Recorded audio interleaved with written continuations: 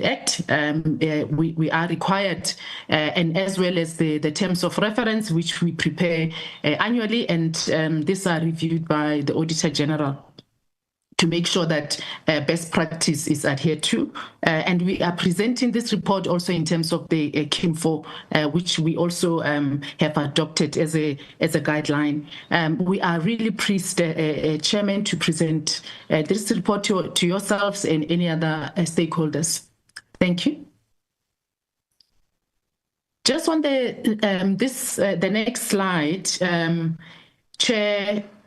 Yeah, we really are so grateful as the audit committee. If you look at the members here, I'm the chairperson with almost 30 years of experience as a CA in various areas. Mr. Mamburu, also on the call, has been around the same time, almost 30 years of experience practicing as a chartered accountant. We've got Ms. Carol Raskuche, who unfortunately could not join us, but she's got many years of experience in corporate governance, supply chain management, and she sits on a number of listed boards as a non-executive director. And this year, really, we really are so grateful to have been joined by Mr. Sulomakau. Chair, you'd remember that we've been having challenges with IT security, and which is really, it's not something that is just the AGSA is dealing with. It's something that all corporates are dealing with. And this year, we're grateful that the Auditor-General has bolstered our committee with someone who's got very strong IT experience and also has experience having worked as a senior executive in many listed companies. But unfortunately, he was not able to join us, but he has been intimately involved throughout the period of the year. So we can go to the next slide, Adil.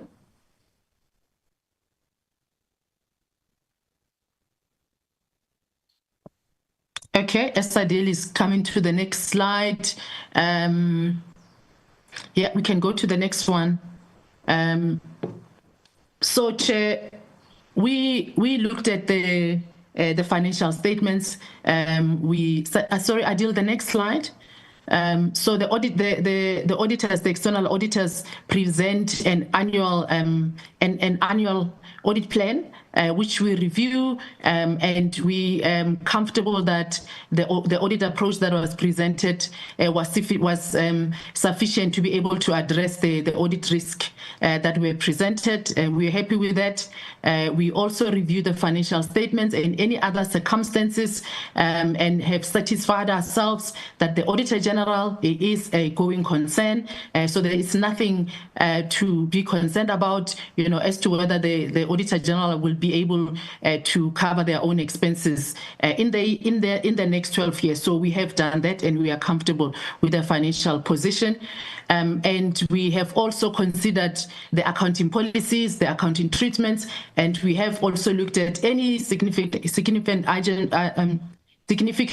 items and any judgments, and we were comfortable that there was nothing significant. We have also considered the summary of unadjusted audit differences. Actually, there was none this year, and we've also looked at the management reports, and there was nothing that came to our attention to make us to be concerned. Adil, we can go to the next slide.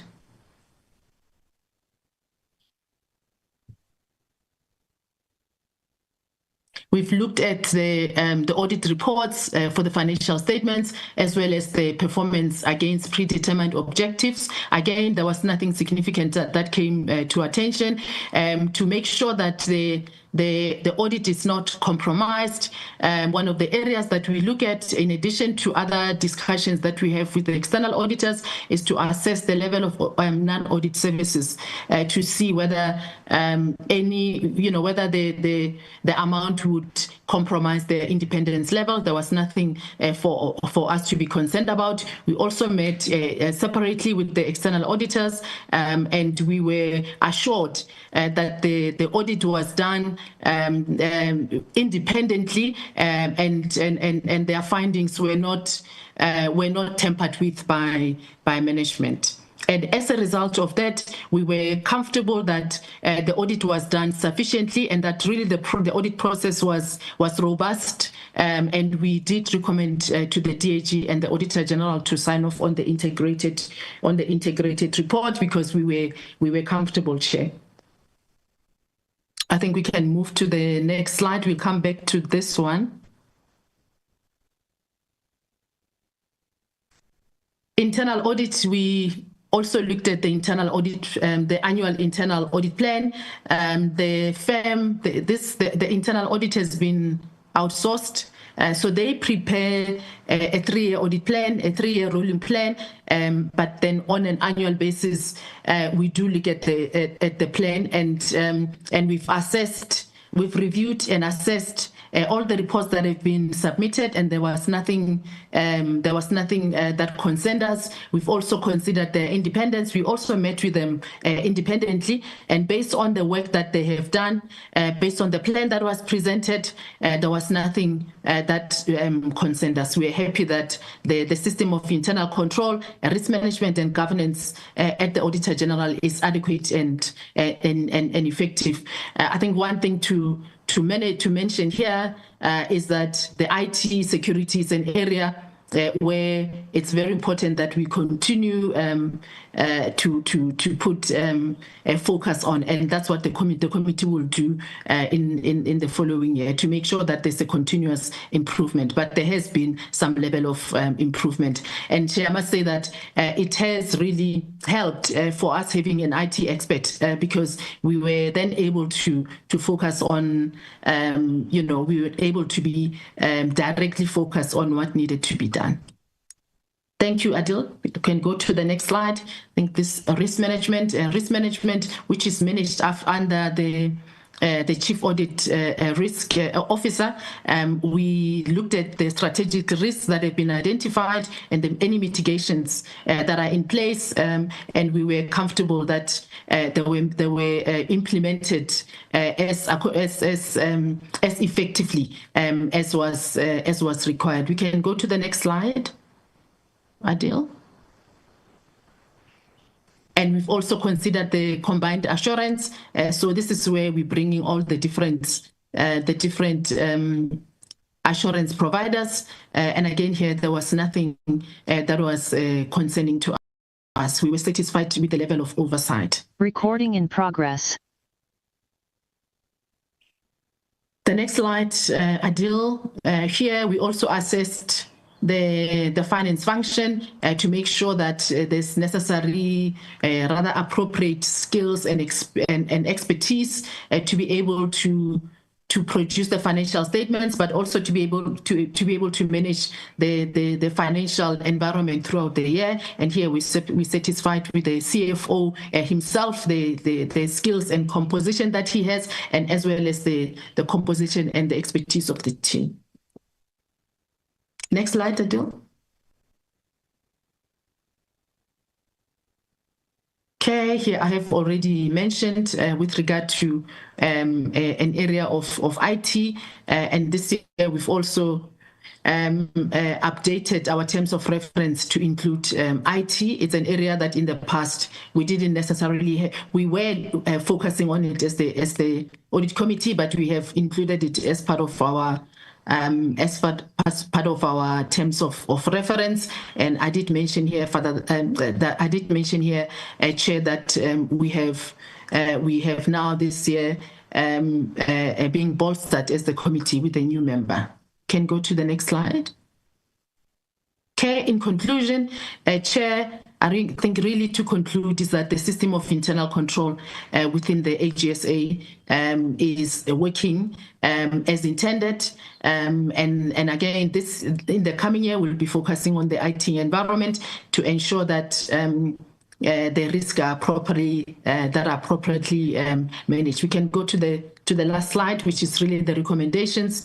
Chair, this is the recommendations that we make on an annual basis. This is the slide earlier when I said to Adil, we'll come back to it so we can deal with it. Here is that, Chair, throughout the year, I think we had 2 briefings with SCOEC, where there was a detailed discussions on the external auditors, and Chair would recall that we did say that the external auditors the contract were renewed in 2023 and it will end in 2028. And so this is the recommendation that we are making annually to request SCOEC to appoint CRO for the 2025-26 financial year. On our side, we are confident with the independence. We are confident with the level of experience and expertise, and this is our recommendation, Chair. I think we've come to the end of our presentation. Perhaps, Mampuru, if there's anything perhaps that you'd like to add. Thank you.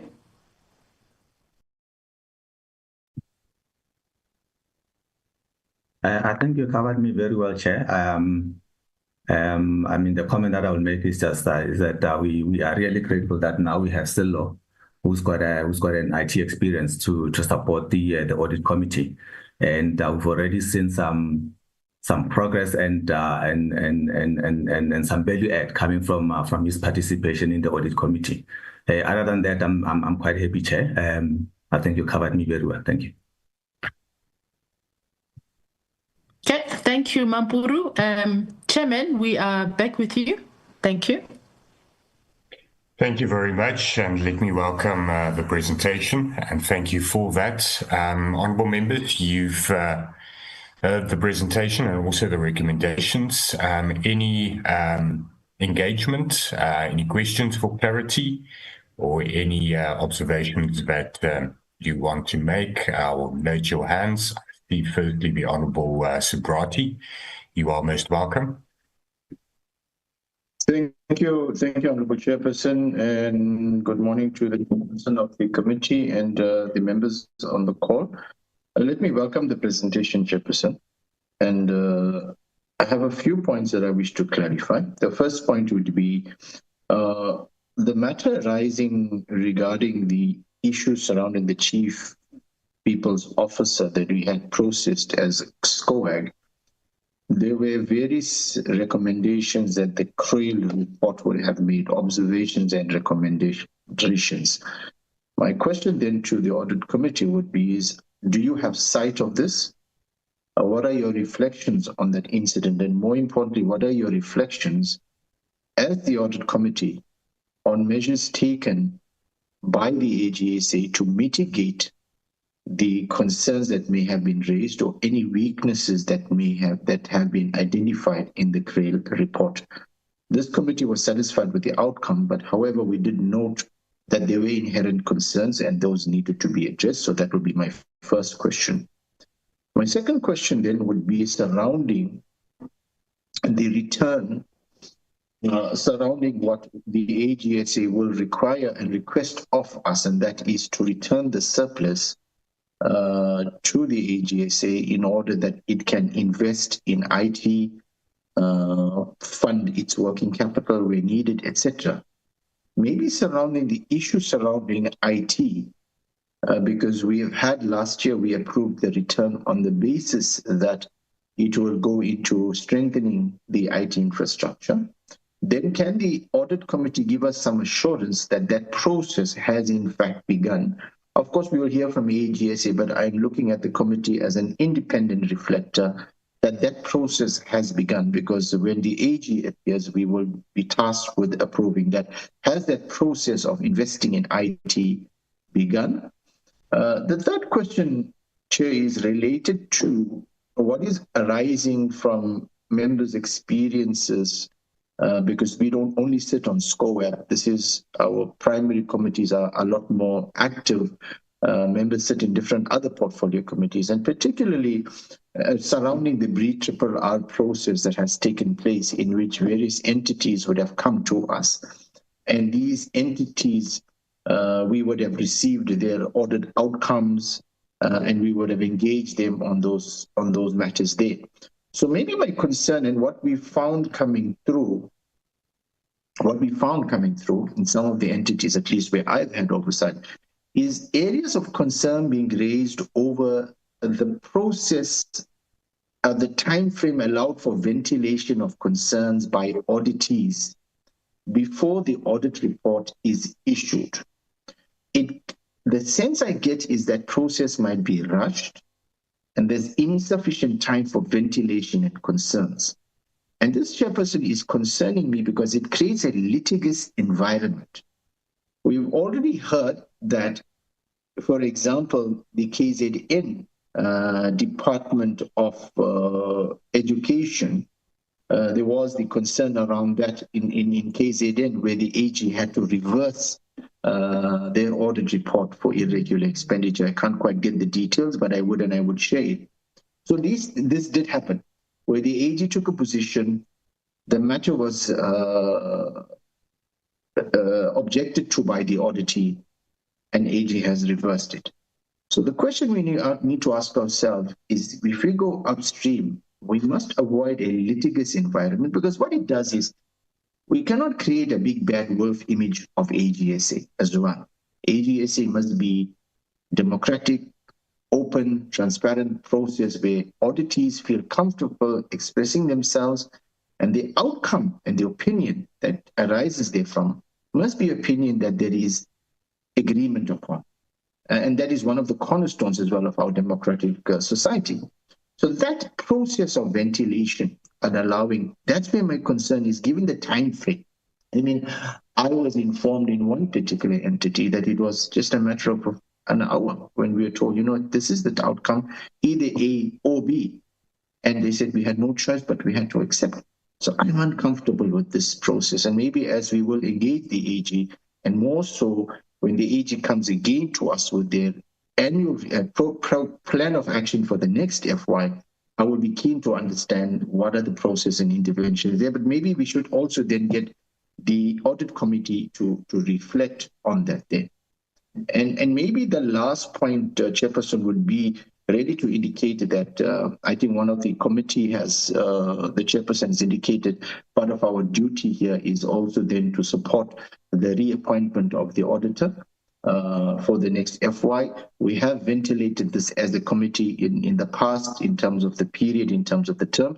I would therefore, Chairperson, I'm satisfied with the explanations we have been given, and therefore I would also support that the AG, the independent auditor Crow, be reappointed. Thank you so much, Chairperson. Thank you very much, Honourable Subrati. Honourable Mente.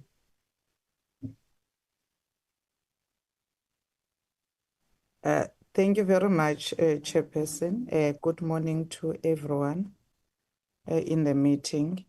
The first question of mine is more aligned to one of the questions that Mr. Honourable Subrati have asked in terms of the decisions that the AG takes and then reverse them, and look into the matter of what could be exactly the reasons.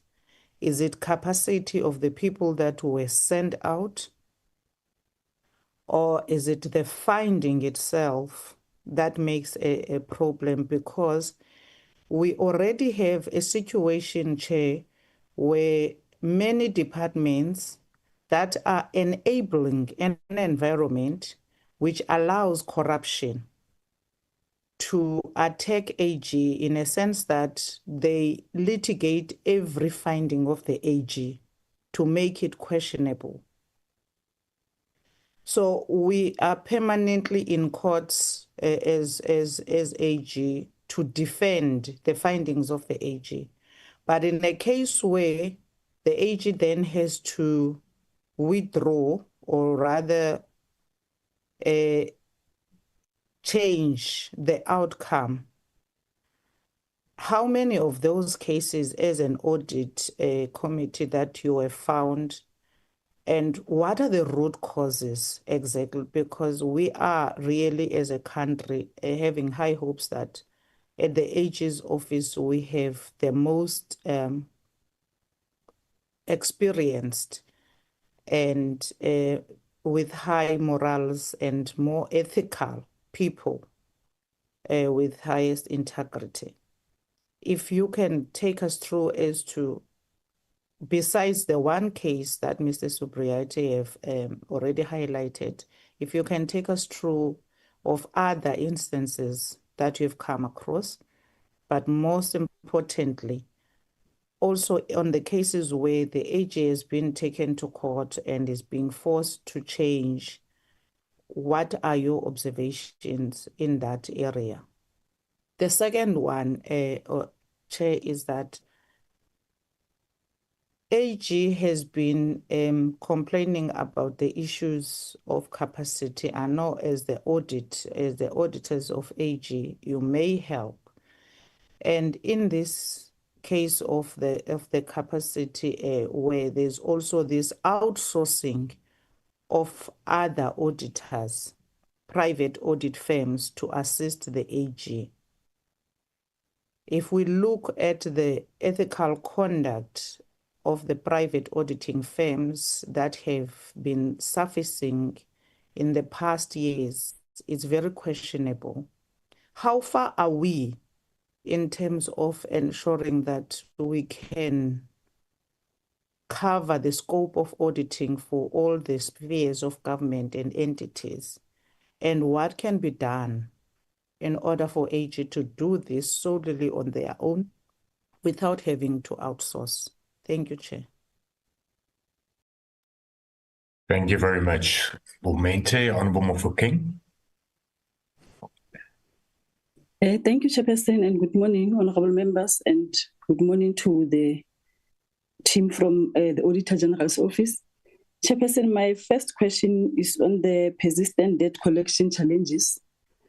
Despite efforts to improve debt collection, the report notes that 633 million, which is 35% of outstanding debt, remain unpaid for over 90 days.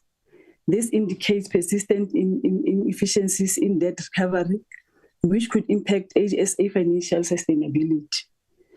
Then I would like to know, Chairperson, what specific measures will AGSA implement to address the 633 million in outstanding debt, particularly from municipalities in financial distress? Then my second one is on local government debt. We do acknowledge, Chairperson, the significant municipal debt reported, particularly in the provinces such as Free State, Northwest, and Northern Cape.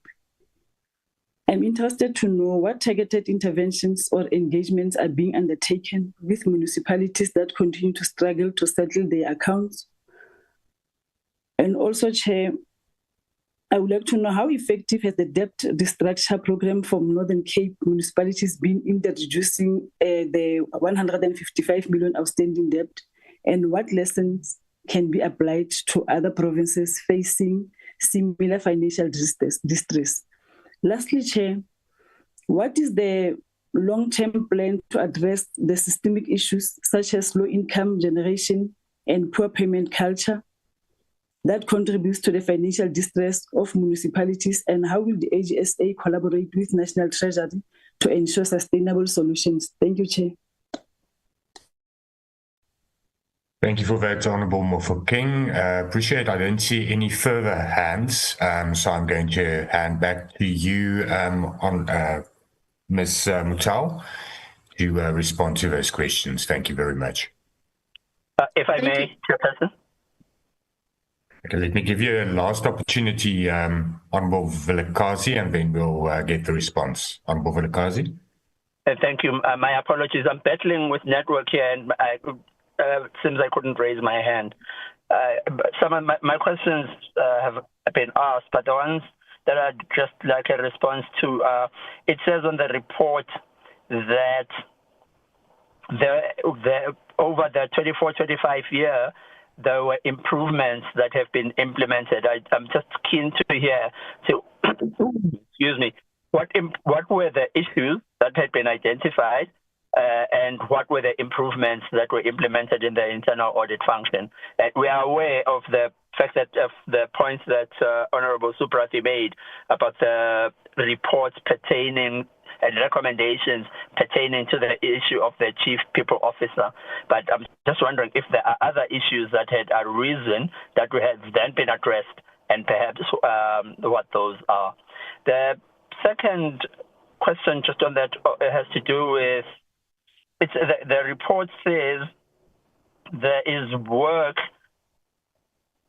give me a moment, the IT risks have been addressed in the form of appointing someone with the capacity. But what would the Office of the AG, or what would this committee see as being some of the key risks, and what is it that they are planning to do in the course of the next while to address those IT risks specifically? Thank you, Chair. Thank you, Honourable Vilakazi. Appreciate. Then I hand to you, Ms. Mutau, for responses, please. Thank you very much, and thank you, honourable members, for those questions. My colleague who's on the line will also assist in addressing the questions as best as we can. I think just to mention just a few things is that, one, as the audit committee, we are the audit committee of the Auditor-General, and so the report that we have presented is based on the office itself. However, what then happens is that the audit committee, the members or the staff rather of the office, they are the ones that work at the auditees, and this really refers to the questions as to whether does the team at the Auditor-General office, are they sending the right people at the right time? Is the timing appropriate to allow any findings to be discussed, and whether this is a process that may be rushed? Perhaps this question could be addressed to the AGSA team when they come. But just to mention is that, and with all with the SOEs, generally, not even generally, all of them, their end is the 31st of March. So the expectation is that they submit the financial statements of the 31st of March on the 31st of May, and that the audit must be done by the 31st of July. And generally, there's always an agreement around what are the timelines, what are the things that needs to be submitted. But the main thing really is to make sure that the timelines, which is the 31st of July, as required by the Public Finance Management Act, that the financial statements are presented. So there are time constraints in as far as the delivery of the audit outputs. But Chair would suggest that the committee takes that question further with the Auditor-General. So that's the one issue. And then the other issue is around the CPO, the Chief People Officer. Chair, you'd recall, and perhaps some of the members here would not have been involved in that committee. We did present a very detailed report. As the committee, we were very involved in oversight, including the legal opinion. We engaged ourselves around it to make sure that any findings that were identified, that subsequently there were follow-ups on our side to make sure that all the issues were addressed. A detailed report was presented to this committee last year, this time, Chair. We're more than happy to submit that report or present that report again to the audit committee, to SCOEC. Chair, can you hear me? I see my screen is frozen here. We can still hear you. Okay. Okay, thank you. And in as far as whether the Auditor-General has sufficient of capacity, why is the Auditor-General still outsourcing? So there's two questions, I guess. The one, the probity. So internally, where there's firms that are being outsourced to do various works within the Auditor-General, there are probity tests. We do involve the internal auditors as well as the external auditors where it's required to make sure that the audit firms that are being employed to do the work on behalf of the Auditor-General, that we have tested the qualifications, the expertise, the independence, etc. So that process the Auditor-General has a very robust process around that. Now, the question of whether the AGSA has can have the capacity to be able to do all the work that is required within the SOEs and do also in government departments and still do municipalities. Chair, I think this is a question that would need to be posed to the AGSA herself. However, based on our experience, the audit firms like Deloitte, KPMG, etc. We do find that they complement each other, but also they complement each other in terms of the expertise that each of these firms have, which the Auditor-General might not necessarily have that skill in place themselves, but also in terms of just the numbers, in terms of the hours that are required, the Auditor-General might not necessarily have that capacity. The work is just too much, I guess, Chair. And I think maybe Mampuru, if you can address the issue of the surplus as well as the IT. What efforts what have we done, and what are we planning to do in the next year? And I think with that, Chair, it will cover the questions. Thank you. Thank you, Chair. Let me start with the question of surplus. In the last year, Chair, we had asked to retain the surplus, and the reason for that was really to deal with the capex that is coming up. I think if you go through the presentation from the AGSA, obviously we've got some insight in that. They are planning to spend around 1.1 billion in the IT environment. And obviously the funding is really coming from predominantly from the surplus, and with the delay with the collections and the overdue book, that part also doesn't really help the organization. But yes, the surplus is the one that is really going to fund the bigger projects, and 1.1 is just on the IT, and then I think on the other capex, on the other assets, the furniture and all of those, I think they also looking at spending about 900 million rand over the next 5 years. So it's quite a huge capex requirement. Maybe also to add on that issue of capacity,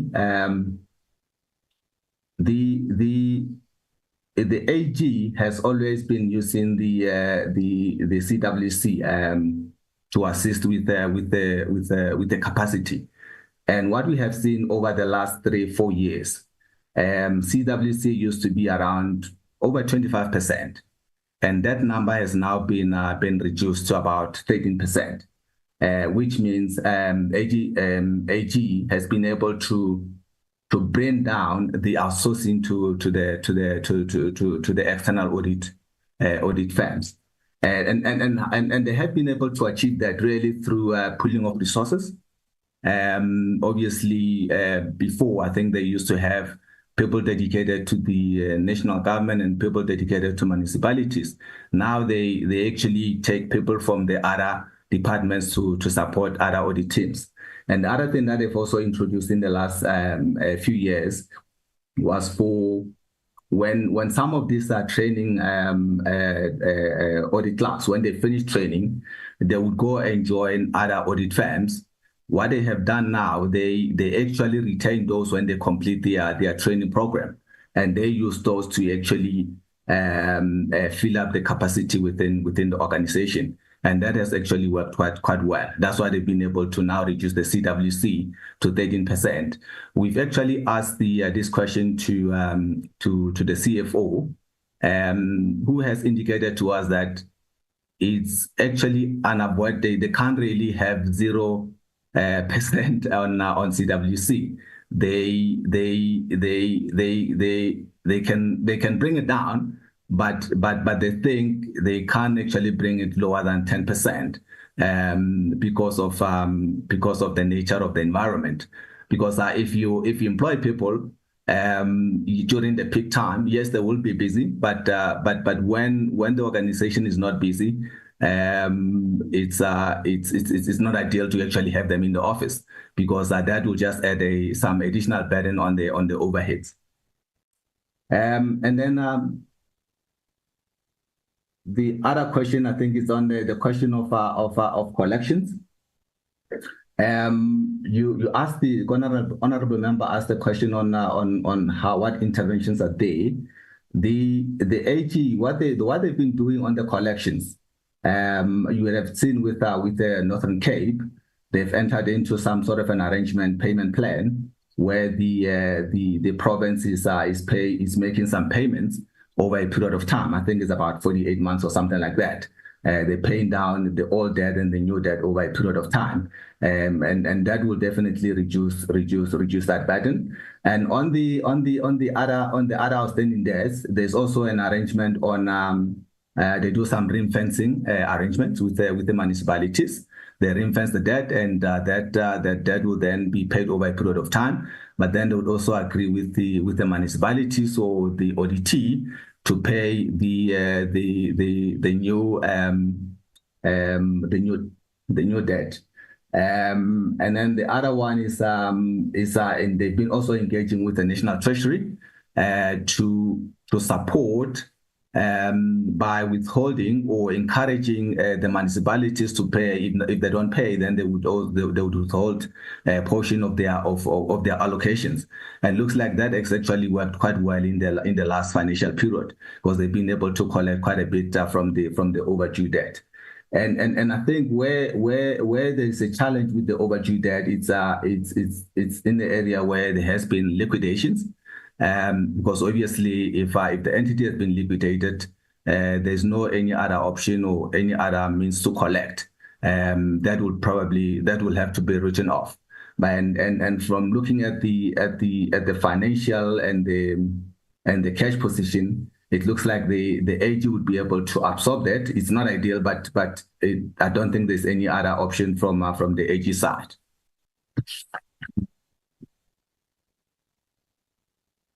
And then the other question that came from Honorable Vilakazi on the IT risk. I mean, the key risk has always been cybersecurity. And the concern there was really the AG was sitting with legacy systems, and they needed to modernize their systems, and that is really going very well. And like I said, they've already set aside about looking at spending about 1.1 billion in the next 5 years. And with the new member still sitting on the committee, is also giving providing some guidance on what they should do to actually bolster the cybersecurity within the AGSA. Yeah, I think, I don't know if I covered everything, Chair. Thank you. I think we have Mampuru. I think perhaps, Chair, just to add also is with this the services, or rather the service providers that are being outsourced. This is one of the areas that the Auditor-General has been using to support the auditing profession. as well. You know, if you ask the office, I'm sure they'll be able to share with you the significant impact that this program has had in uplifting, and in particular the Black women-owned businesses, etc. Chair, I think we've covered. I think we've covered all the questions. Perhaps, Chair. Thank you. Thank you very much for that. I think we can. I'm going to allow for a few follow-up questions if there are any. But let's keep it brief, honourable members, so that we can move on to the engagement with the AGSA. Honourable Vilakazi. Thank you, Chair. This is a quick one. I just wondered, by the way, the AGSA's IT capacity, equipment and everything, is that supplied by SETA or is it provided by an external party? And if so, if it is SETA, are there any issues with the level of service, uptime, and just responsiveness to queries? Just that question, please. Thank you, Honourable Vilakazi. I don't see any further hands. Let me give you an opportunity to respond. Mampuru, are you comfortable with that? Yeah, I mean, I would say it's quite easy and straightforward. They've got their own IT systems. Obviously, they would engage third-party service providers to do the installations and all of that. And maybe also just to highlight that the bigger portion of that 1.1 billion is also on the audit software. They are on a journey to bring in an audit software within the organization, and that will also improve will also assist with the capacity going forward, and also improve the efficiencies with the audit when doing the audits of the auditees. Thank you very much. Going to give the Honourable Subrati an opportunity. I take it it's not SETA, and I don't want to be naughty and say that's a good thing. Honourable Subrati. No, thank you, Chairperson. Chairperson, I think maybe the question I wanted to ask was, given the fact that we're looking at such a huge capex and investment, we just want to get assurance that if the committee can give us this assurance that the processes of acquisition, as we venture to invest 1.1 billion, is going to be above board, transparent, and within the required processes. The last thing we need is the AG having an aspersion cast in terms of an incorrect supply chain management process and acquisition process. I think it's something as SCOAG, as we approve their request, we must also then ask the question, we want to have the assurance that the process of acquisition will be above board. Thank you, Chairperson. Thank you very much. Any response to that? Chair, our response would be that the Auditor-General has robust supply chain management policies, and those policies would be adhered to.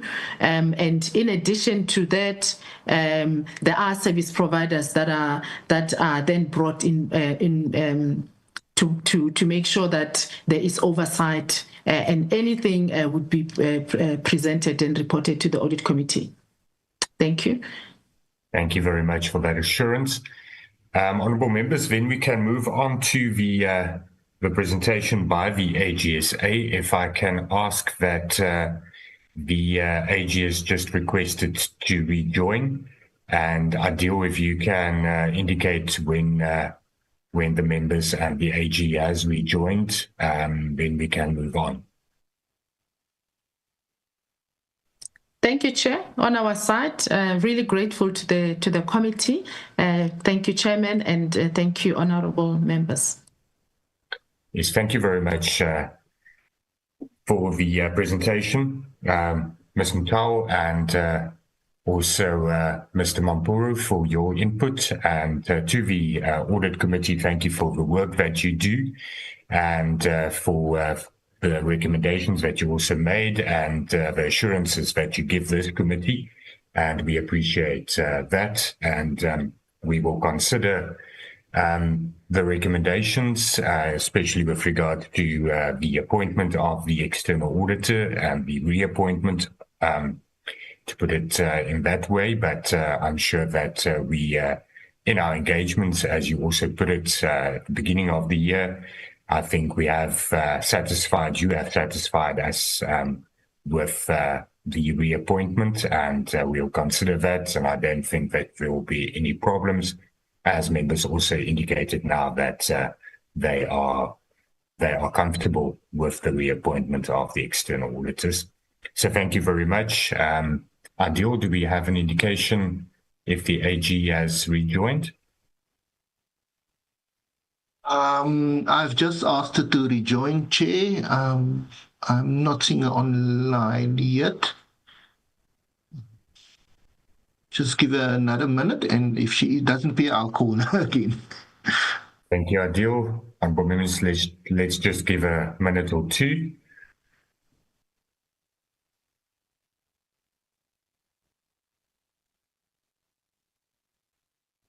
I see DAG is here, Chair. Welcome, DAG. Good morning, Chair, and good morning, honourable members. Good morning, sir.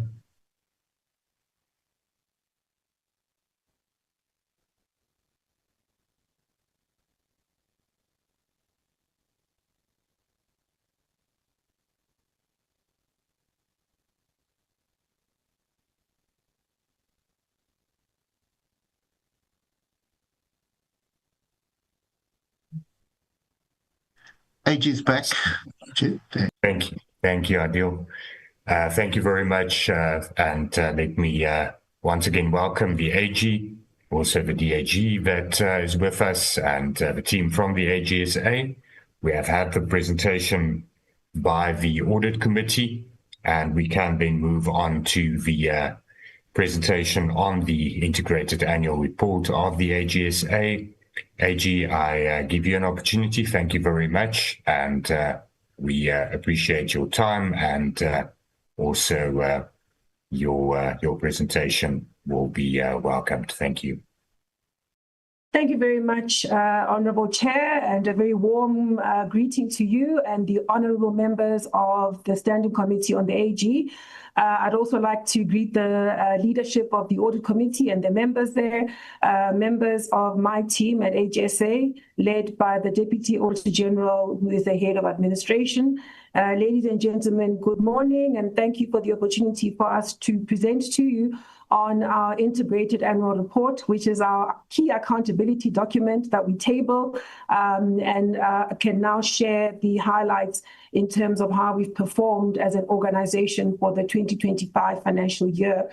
Honourable Chair, we did share some slides. I don't propose to go through all of them. I will just do a few highlights so that we can have a dialogue. I take advantage of the notion that we have an ongoing engagement with SCOAG on different matters.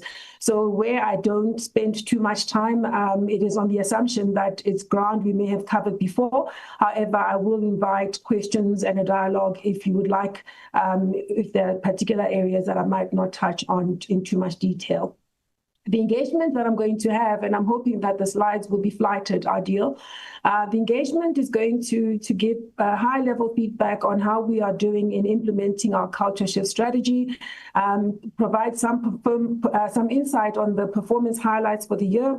I will deal with the performance on some of the goals, and then I will hand over to the Deputy AG to attend to the highlights on the internal focused organizational goals. Our mission and vision has remained the same based on our constitutional mandate and the responsibilities set out in the Public Audit Act, which inform our work and have us serving as the independent external auditor of the public sector, auditing and reporting in a manner that strengthens constitutional democracy by enabling oversight, accountability, and governance. I am also wanting to just highlight that we operate on the basis of our organizational values, which together highlight our ambition of conducting our work with ongoing excellence, being seen to be ethical, leading by example in how we run and conduct our work and run the institution, but also demonstrating care for all of our stakeholders, individuals within the team AGSA, our auditors, as well as key stakeholders, including our auditees and the public. As you know, that the mandate of our office is set out in the Constitution and really does entrench our independence as South Africa's supreme audit institution. I did indicate last year that the World Bank had asserted that we are one of two institutions, supreme audit institutions, that enjoys full independence based on the key criteria. They've once again reaffirmed that status for Team AGSA and for the AGSA. And I think that's certainly credit to what is sitting in the Constitution, what's provided for in the Public Audit Act, where we have an independence that allows us to operate and exercise our powers and functions without fear, favor, or prejudice. On the next part, pardon me, I had my phone on for the engagement, so I wouldn't miss coming back. Pardon me. Let me just put my phone off again. The funding model, which I know has been a conversation we've had with the honourable members of SCOAD before, it really sees us having our audit fees based on the audit effort that's required for us to implement our work, to conduct our work, to audit on the basis of what the requirements of the Public Audit Act are, to audit in a way that responds to the identified and assessed audit risks, and to ensure that the audit fee is agreed upon between ourselves and the audit committee of each audit team. Our fees are primarily driven by the charge-out rates, which are informed by the salaries and that we pay to the professional staff that we put as part of the audit teams and the different auditees. And those audit teams are put together on the basis of what the audit effort requires so that they can competently deal with the complexity of those audits. We then audit, we bill, and we try hard to collect. And it's not always that we are able to collect, as you well know. And of course, the difficulties in collecting do have an impact on what we can achieve in terms of how we deploy the funds towards CapEx in particular. But I'm sure we can come back to that if need be. On the next slide, we do set out some information to try and respond to some of the concerns that are often raised about the affordability of our audit fee. And of course, we understand only too well that in a fiscus where there are ongoing budget cuts, the affordability of our audit fees remains an area that we have to keep focusing on. And we work pretty hard to ensure that a couple of things happen. One is that we do have the capacity that we need to do our work competently and efficiently. Two, to keep driving audit efficiencies while still providing a quality audit. And the third thing, it's important that we have the type of talent within the office that is appropriate for the complexity of what we need to do. So we have to compete favorably and competently with the private sector in terms of access to talent, to be able to recruit, to develop, and to retain the type of caliber of staff that allows us to do our work with excellence. So it's all about that combination of matters that we have to balance. We drive ongoing assessment of our charge-out rates, and we compare it to the private sector, I beg your pardon. Because quite often we are compared to the private sector in terms of our audit fees, and I guess it's a useful benchmark for us. And I can reassert once again that having looked at what the private sector charges out in terms of audit professionals, we do continue to rate favorably in that regard. And I think it demonstrates our ongoing discipline in driving efficiency and ensuring that we are cautious about what costs we pass on to the public sector. Honourable Chair and honourable members, the governance framework is one that you well know. I know you've just spent time with the Audit Committee in our absence. I do want to highlight that we do have a Quality Management Advisory Committee, which helps me as Auditor-General ensure that the standards of quality, audit quality within the office remain at the levels that we would have them be. We also have an advisory committee that's been set up specifically to advise me on material irregularities, and especially around issuing certificates of debt, which is a matter I will come to later on in the presentation. And we also have a remunerations committee. The next two slides set up the membership of those two committees, which I think are well known. And so I'm going to skip those two slides and come to the one that deals with the value of the AGSA and its work. Our audit effort and our reports serve a number of stakeholders and role players in the accountability ecosystem. Amongst the auditees, and specifically I want to talk about the senior managers, the accounting officers and accounting authorities, internal audit and audit committees. We spend a great deal of time with them at the time that we assess audit risk, when we do interim audits, because in some instances we do, and when we do the final audits. And they become privy to not just the ongoing engagement on specific findings, but also they are privy to a full set of management reports, which has a lot of detail around things that they could do to improve the environment. And so what we take very seriously is the ongoing relationship between ourselves and the auditees. Yes, we are very independent and we have to be. However, we see our role as having to operate in partnership with those entrusted with running these public institutions, still giving an independent expert audit opinion, but working collaboratively with them. And in large measure, we do enjoy great support and partnership from all of the accounting officers across the system. We also spend time with the executive authority to ensure that they benefit from our insights so that they too can do their oversight and monitoring work even better. And then if I look at Parliament, councils, and the provincial legislature, they are the primary beneficiaries of our audit reports. They go into they're tabled in their environments, and they form part of the oversight work that promotes good governance within every institution. And of course, citizens and the public benefit from our work as independent auditors, because through our work, they get credible insights on how public funds are being managed for their benefit as they would have expected. In terms of some of the highlights I do want to share with the honourable members of SCOAG is the work that we do on the continent, but also on the global platforms.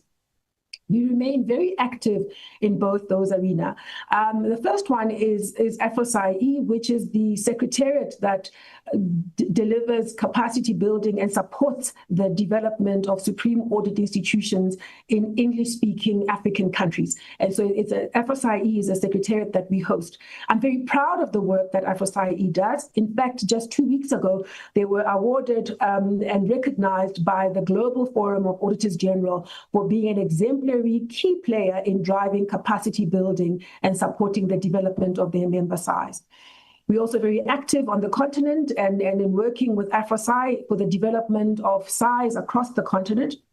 And we remain a very key player and contributor into the global platform, which is InterSAI, where we are a member of the governing board and we chair the capacity building committee of InterSAI, which really drives strategically the capacity development efforts across the globe.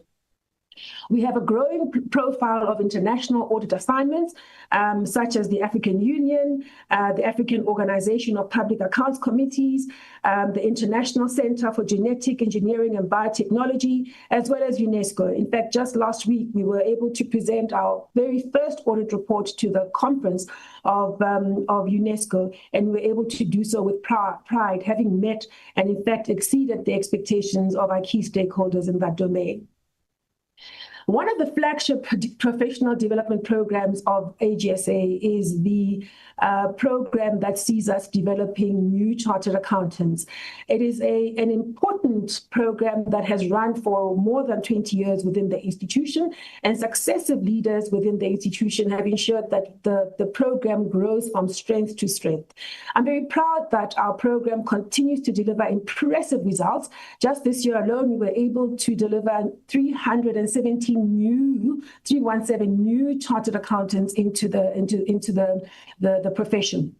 Many of the CAs stay with us. As you would have seen, we now are employing more than 1,200 chartered accountants within Team AGSA. Many of them move on to do other things, which is great because they serve as important capacity for the public sector and importantly also for the broader auditing profession. At this number, where we're delivering 317 new chartered accountants, we are one of the key contributors across the profession, private sector, public sector. In fact, we are number 3 in terms of the number of chartered accountants that come out of any training office. So it does, again, remind us that for a public sector institution to continue to operate at the level of the very best across the profession is something that we must guard jealously, not just celebrate, but guard jealously for the future. On the next slide, we set out our work in terms of what we do as a responsible corporate citizen, one that is sensitive and responds to the needs across society. We focus our effort on ensuring that we support aspiring entrepreneurs within the audit profession enter the market through the work that we do. It's a space we know well, and it's a space we can provide access to. So we have developed the Enterprise and Supply Development Program for AGSA on the basis that it is a central part of what we do in allocating the contract work that we do. As you know, we do allocate contract work to some of the private sector auditors as part of augmenting our capacity. The work we've been doing on ESD has helped us drive job creation. It has helped us to help other entrepreneurs to train audit staff so that they too can qualify as chartered accountants. It's also helped us to provide growth for the audit profession and access to more opportunities for entrepreneurs that want to enter the audit profession. What we see as a key indicator of whether or not we are succeeding on this is the number of jobs we're able to create. This year alone, 44 new jobs. Over the 5 years, 804 new jobs being created. It's also another key indicator we look for is whether the firms that we are investing in are able to gain access to our work, but as well as access to other work. At the moment, more than 20% of our contract work allocations go towards firms that we've been developing as part of the Enterprise and Supply Development Program. So I remain very proud of this program in terms of how it is helping us to demonstrate what a corporate citizen that is responsible can do in service of broader society. As part of our contract work allocations, this year we allocated 629 million rand worth of work, which is still a very small component of our audit work. I don't want to give any impression that we are allocating significant chunks of our work to the private sector. We've been very smart about using these allocations to drive transformation, to drive growth for the profession, to ensure that younger women and men, especially Black women and men, are able to get access to these opportunities in a way that does drive transformation for the profession. And that's crucial so that the profession is representative of South Africa as it is. In terms of the work allocations we've been able to do, 100 firms benefited from our work allocations, many of those large firms, a number of them medium-sized firms, and 74 of them being smaller firms. Most of the work that we've allocated has gone to Black-owned firms, as well as to firms owned by women. And you'll see from the numbers that we've been very deliberate in also making sure that the people that benefit from our work, the firms that benefit from our work, are also operating as responsible corporate citizens, providing training and access for Black people and younger people. In terms of the Enterprise and Supply Development Program, I have indicated the significant portion of our work that's already going to firms that benefit from our Enterprise and Supply Development Program. As I head to the presentation on our strategy and how we've been able to attain some of our goals, I just want to remind the honourable members of SCOAG that our Culture Shift 2030 strategy is consistent with what other supreme audit institutions are aspiring for, which is to ensure that as independent as we may be as supreme audit institutions, we have to recognize that we don't exist as islands. Our work and our independence must count for something. So we have to remain seized with figuring out how we drive impact from our audits. And it's a number of things that we have to all do. Look carefully at the type of recommendations and insights we offer. Look carefully at who we engage with and how we engage with them and how we support them in implementing those recommendations so that ultimately the work of that supreme audit institution benefits the citizens of that country, benefits the institutions in the public sector in that country so that they can serve citizens over time. So within our independence mandate, we really want to make sure that we are contributing to strengthening the systems of performance in the public sector, of accountability, of transparency and integrity. We don't run public sector institutions, but we are part of the ecosystem of accountability. And if we do our work very well, we should be able to influence the right action by others so that over time improvement is felt by citizens. We aim to do this by ensuring that we provide the type of insight, the type of enforcement initiatives that help people to help auditees and their leaders to move from cultures where they tolerate poor performance to better performance, from cultures where they accept limited transparency to enhancing that, from cultures where they are complacent around accountability and consequence management to influencing that in the right direction, and from cultures where institutional integrity matters are not being looked after well to making sure that improves. We believe that if we can contribute to ensuring that regardless of where we initially plot a particular audit team, they move in the right direction, that we would measure as success. Not just a clean audit, which is great, but if we see it as being foundational to good governance, we see it as being foundational to driving better performance, better accountability, transparency, and institutional integrity, then we'll be able to get much better outcomes for the citizens of South Africa. In terms of our strategic goals, I will deal with insight, influence, and enforcement, and then I will hand over to the Deputy Auditor-General for the latter ones being sustainably and efficiently. In terms of what we've done over the last couple of years, and if I look at this last performance year in particular, we spent quite a bit of time trying to figure out how the work we had done on improving insight and trying to drive greater influence and even using our enforcement powers was helping us to drive the shifts in the public sector, in the culture within the public sector. And what we recognize is that there are some improvements we're seeing, but we're not there yet. There is still much work that confronts us, much challenge that confronts us if we are to realize our goal of moving more auditees across the continuum, sort of to the upwards and to the right. So we've embraced this as an opportunity for us to pay greater attention to this area. Not to say that there haven't been some encouraging shifts. We've seen that there have been some exciting shifts in how the coordinating departments do their work at both the national and provincial level. By coordinating departments, I'll give examples. So if you look at how the National Treasury is dealing with matters in the local government sphere, and even the provincial treasury is more seized with driving matters in the local government sphere, as well as even in the provincial domain. We're seeing more and more of those auditees taking their responsibilities as given in the PFMA much more seriously than before. And it's an area of work that we had been investing in for the last couple of years. So it's pleasing to see that outcome. We've also seen that the legislatures have taken a greater interest in what happens in matters in local government. And that has been an area that we've been also focusing on for the last couple of years. So it has been pleasing to see the provincial legislatures and the national legislature taking a greater interest in overseeing what happens in local government. If you look at how the COPTAs are operating at provincial level and national level, it does not pass our notice that indeed there is much greater traction in how those provincial and national COPTAs are approaching their work in fulfilling their responsibilities as given in the law. We've also seen some interesting shifts, and maybe onto this very slide, if you can look at it and just walk with me.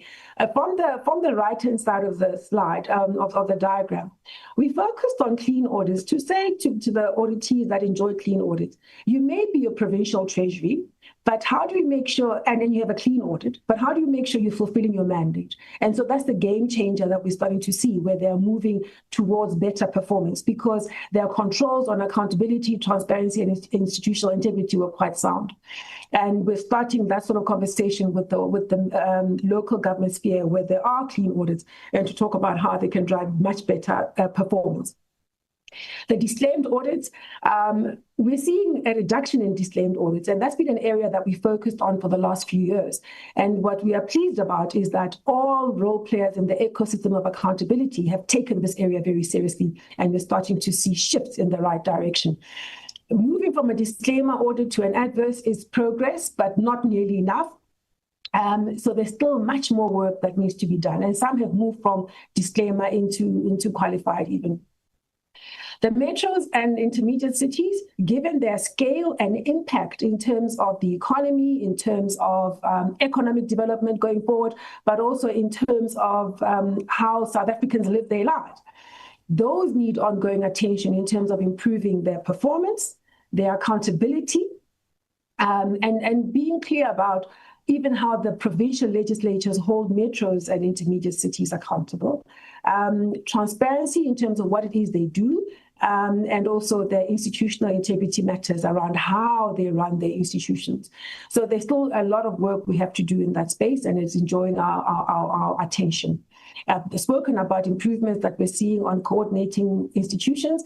On infrastructure, we've looked at that value chain very carefully over the last couple of years and tried to drive much greater, clearer recommendations for the leaders in the different spaces.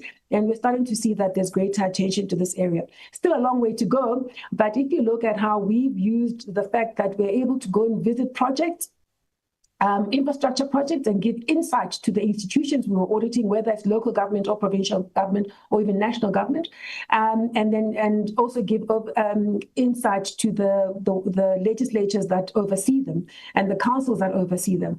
We're starting to use that information to identify the real game changers into how infrastructure is managed for the benefit of citizens and the economy.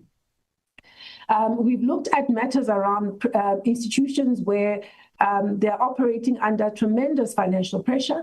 We've also raised matters, especially around the funding institutions, where they are transferring funding to different places, and there isn't enough attention to that. So it creates leakage from the system, and it squanders opportunity for real change in terms of what they're supposed to do. So we are looking at that in a much more compelling way. In terms of skills and unemployment, that's been an area we focused on for quite a while, especially looking at the entire higher education and training sector, as well as the matters around the UIF and the compensation fund, and trying to drive greater insight across institutional boundaries of individual auditees, but to look at the entire value chain. Human settlements, roads and transport, and health are sectors that we've been investing in over time and giving much greater insight to the people that run them so that they can drive better performance as well as close out the institutional integrity gaps that stand in their way. So in a nutshell, we are making progress on these areas, but we know that there's still a long way to go. Going forward, we're going to focus on ensuring that we tighten our audit recommendations. We talk to all of the different role players, especially around professionalizing the key areas that need attention, looking across the system to see what are the systemic barriers and making sure that we can collaborate with different role players across the ecosystem. From an insight point of view, that area is generally well run. It's an area that we don't really struggle with because we've invested in it for many, many years. And so what we do is keep driving improvements in it. But I think generally well attended to by Team AGSA over the past year. Just a couple of highlights on things that we've done. They relate to infrastructure, where we've given much greater insight in terms of what happens on infrastructure projects, individual ones, but also across the system. We've also looked at the conditional assessments of existing infrastructure so that we can drive messages about the need for greater maintenance discipline in the different environments so that we can protect the infrastructure we do have in place.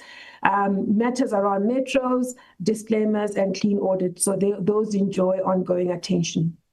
Some of our recommendations are being implemented to good effect, whilst others are a bit slower. However, we use our access to the different role players to try and motivate ongoing attention to the implementation of our recommendations.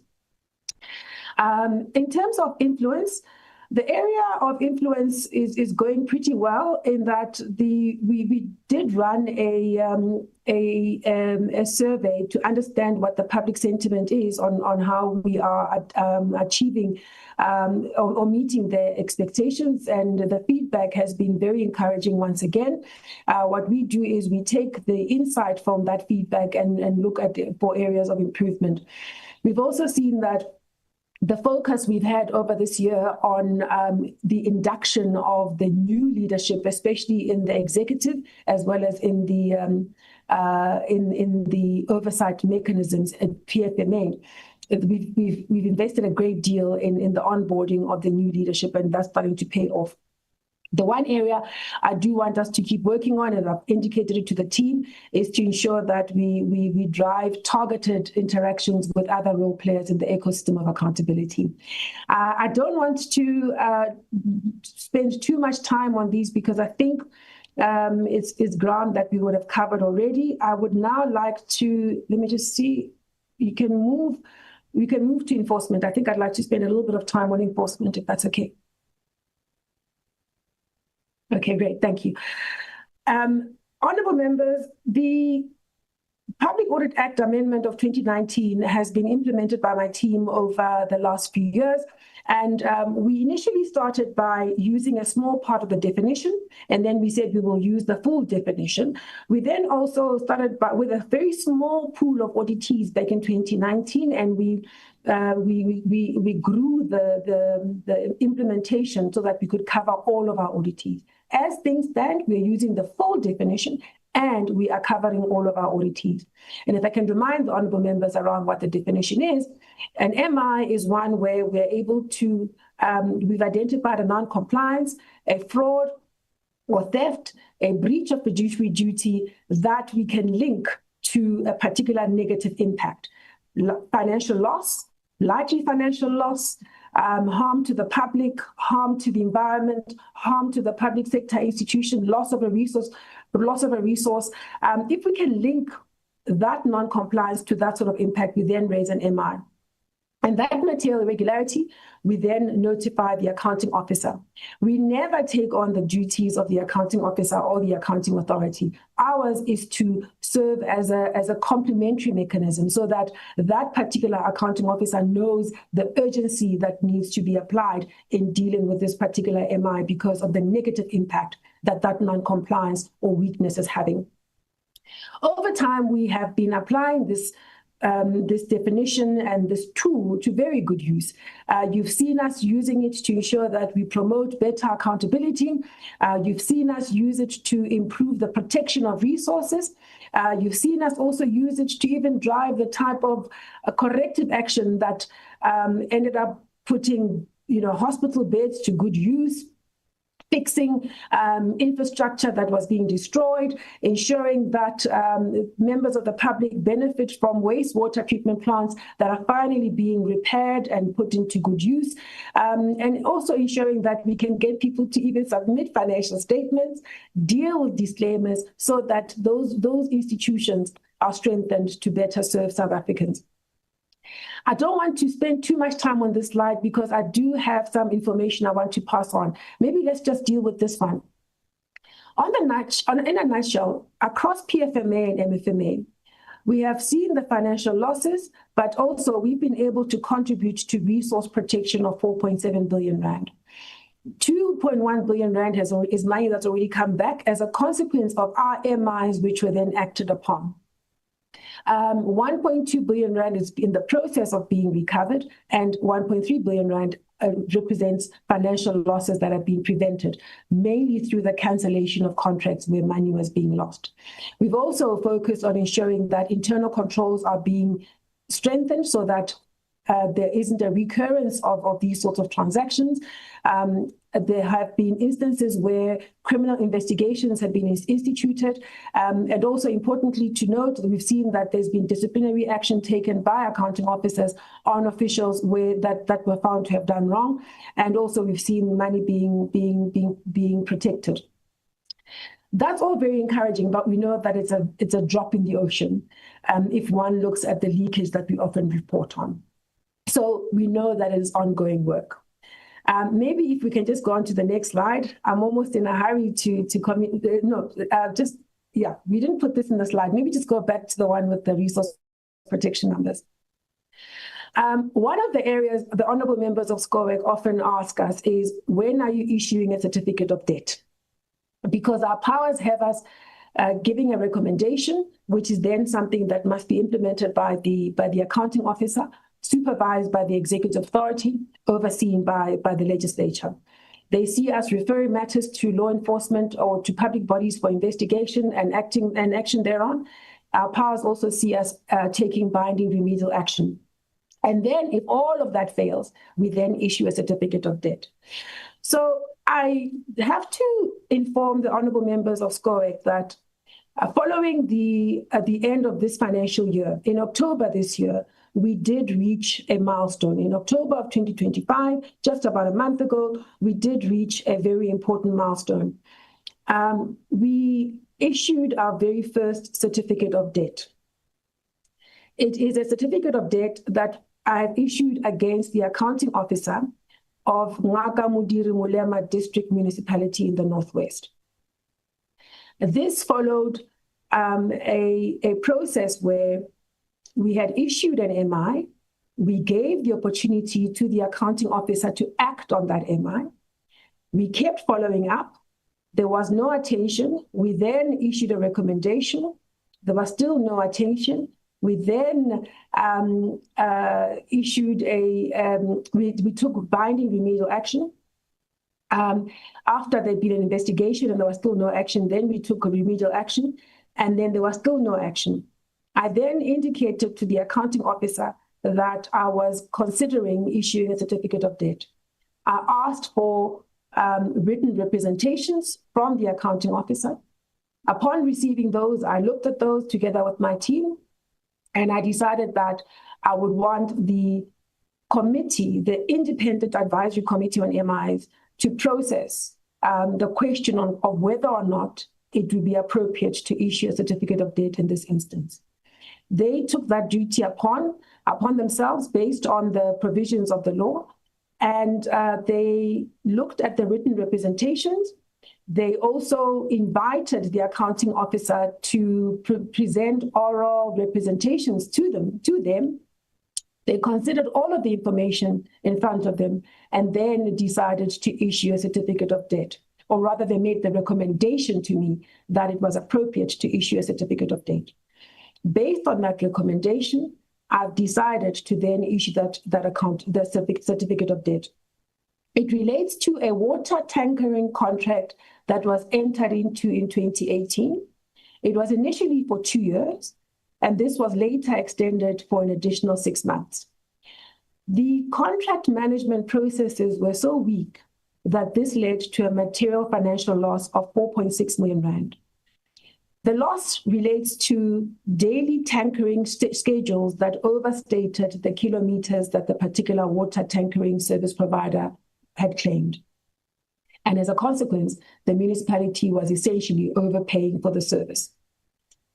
We notified the accounting officer that they were losing money on this particular contract, and this was following the 2019 audit. At the time, the loss was at a value of 2 million rand. When we notified the accounting officer of this, he undertook to act. He did not. And unfortunately, the losses continued to mount. This despite numerous follow-ups and reminders from us for them to act. In 2021, we gave a recommendation and put it into the audit report. Later, when we realized that the recommendation was not being appropriately implemented, we then took remedial action, and this was in late 2021, with a requirement for action to be taken and concluded by the end of April 2022. And still no action was taken. So what we did was we then notified the accounting officer of this certificate of debt on the 13th of October 2025. At the same time as the law and the regulations require, I issued the certificate of debt and a letter to the mayor, who is the executive authority, to indicate to him the importance of collecting this money from the affected accounting officer. I've asked for progress reports to be provided by the end of December 2025, and for progress on an ongoing basis on a 3-monthly basis after that. It's important to note that from 30 days from the issuing of the certificate of debt, interest starts to accrue.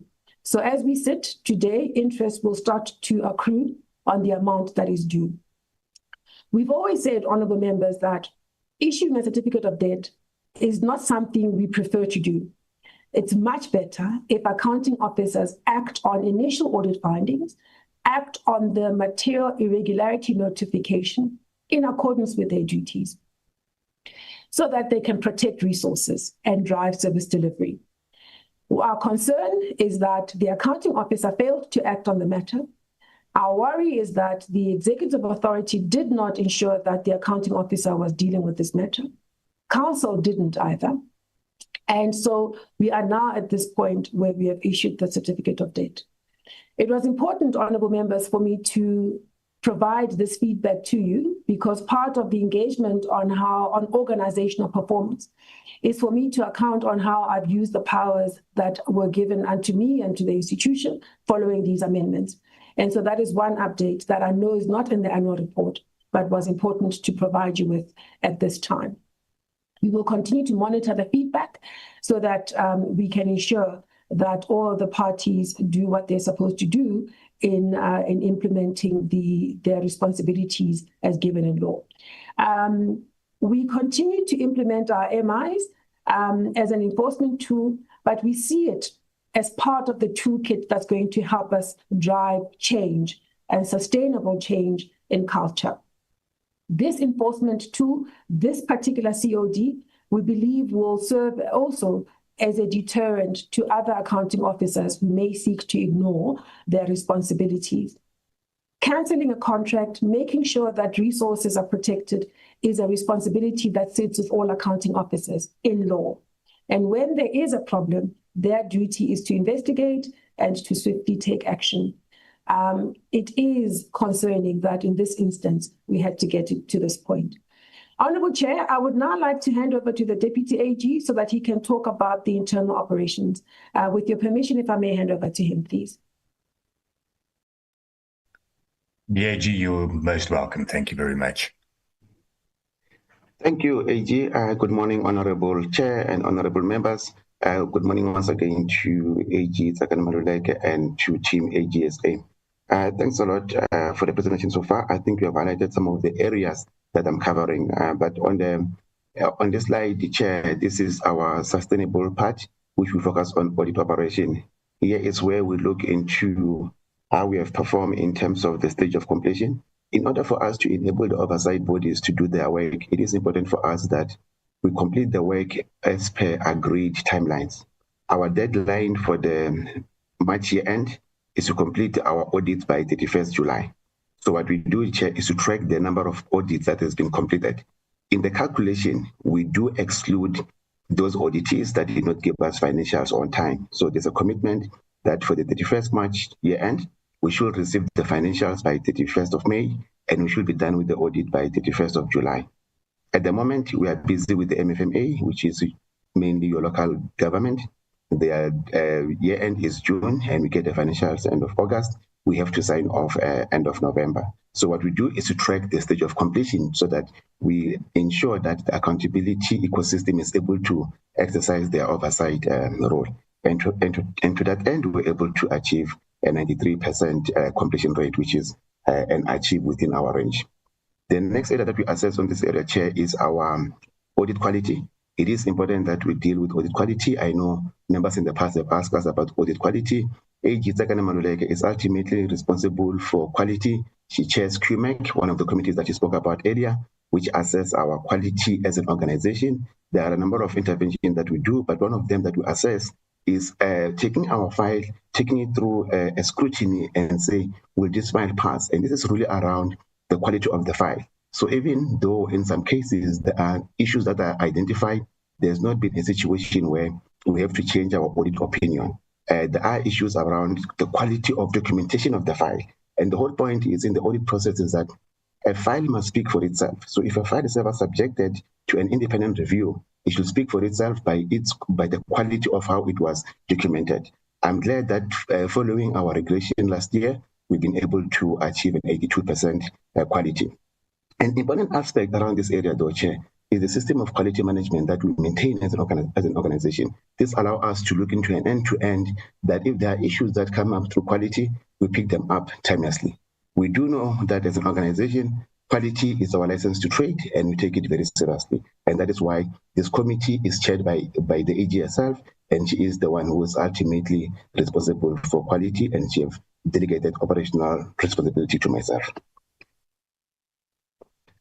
Chair, on the financial side, we have achieved a number of our financial indicators. I won't spend too much time. I've spent time on those areas that are of concern, such as debtors. But most importantly, Chair, we've been able to achieve our net surplus area, primarily because of our focus to drive our cost optimization. But importantly, we are driving our revenue optimization. By this, what we are doing is, as an office, we are able to use the private audit firms. What we have realized is that we need to find the sweet spot in terms of how much work must we give to the audit work, while we also leverage our internal resources. We will never be able to capacitate ourselves to do the work that we need to do during our peak. As you know, the bulk of our auditees have the 31st March year end, so it is important for us to ensure that we are able to complete the work by 31st July. So there are two options on how you can resource. You can either build capacity internally, but what will happen is after you finish your peak period in 31st July, you will have a lot of people who are sitting and doing nothing. So what we do is capacitate ourselves to the right level and supplement the capacity using the CWC, and AG spoke about it, in terms of it being a critical lever that allows us to transform other profession. And this we use for two bases. It's either the extra pair of hands, but in some other cases, we bring in the right expertise, especially over the period that we've been taking back some of the state-owned entities, such as DBSA and Land Bank, where we may need specific skills or expertise that we may not have in the office. And over time, we've been doing skills transfer. The area that we did not do well in that area, Chair, which I need to emphasize, is on our security. What we do is that we assess, we got it partially achieved, we assess based on surveys how our people feel when there were incidents, as to how do we treat it. Unfortunately, here we did not get the range of 85 to 90, we got 80%, and we are currently improving as to how can we be much more proactive. It is important for us to ensure that our people, when they go and do their work, they don't feel intimidated and they feel safe. And this indicator is really about how do they feel after an incident. Did the office respond timelessly? Did we give them the right support? And I'm glad, Chair, that we are continuing to monitor this particular area, and we are working on much more proactive mechanism. Next slide, please. I've already covered this one, Chair.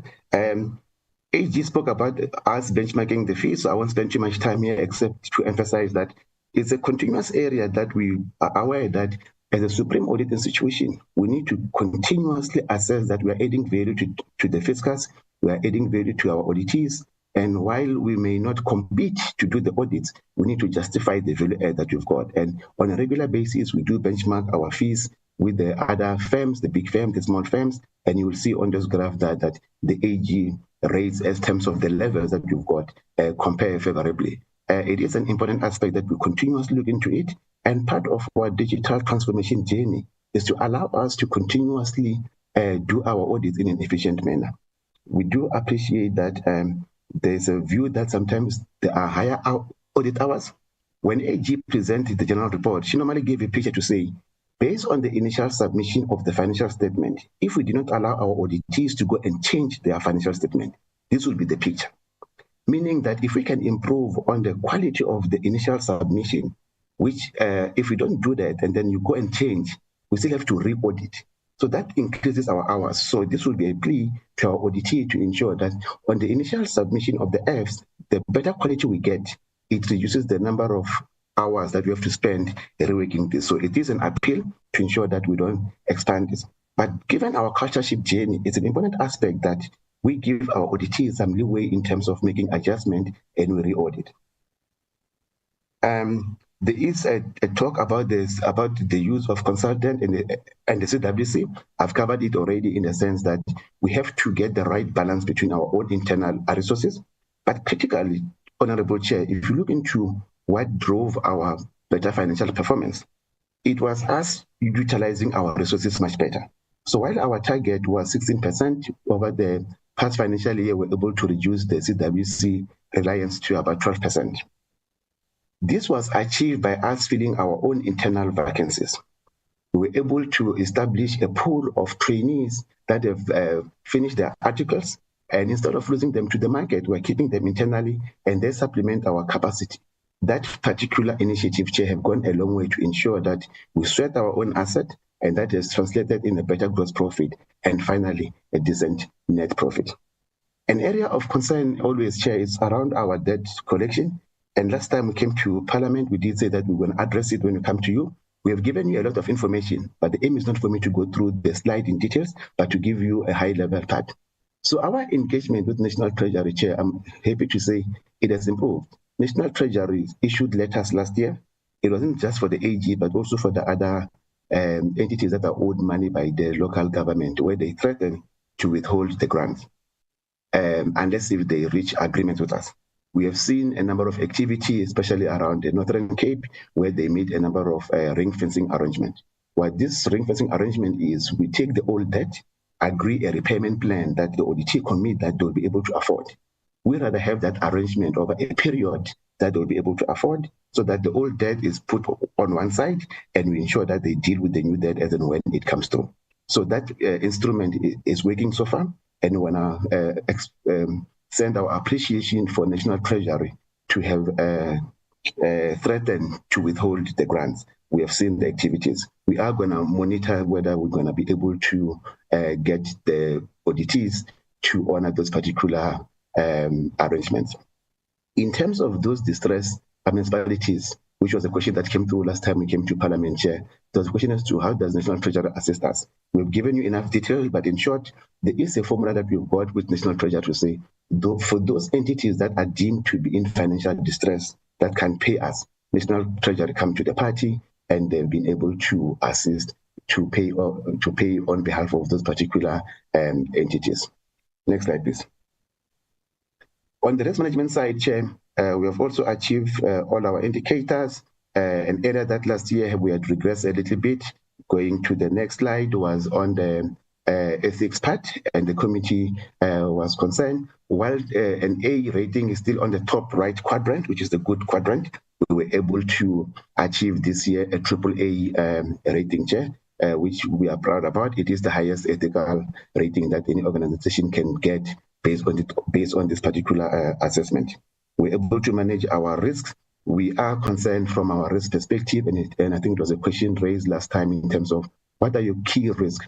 Cyber risks still remain our top risk, and we do a proactive assessment of our risk and have a risk register, and we try to put the right mechanism and the right controls to ensure that those risks do not materialize.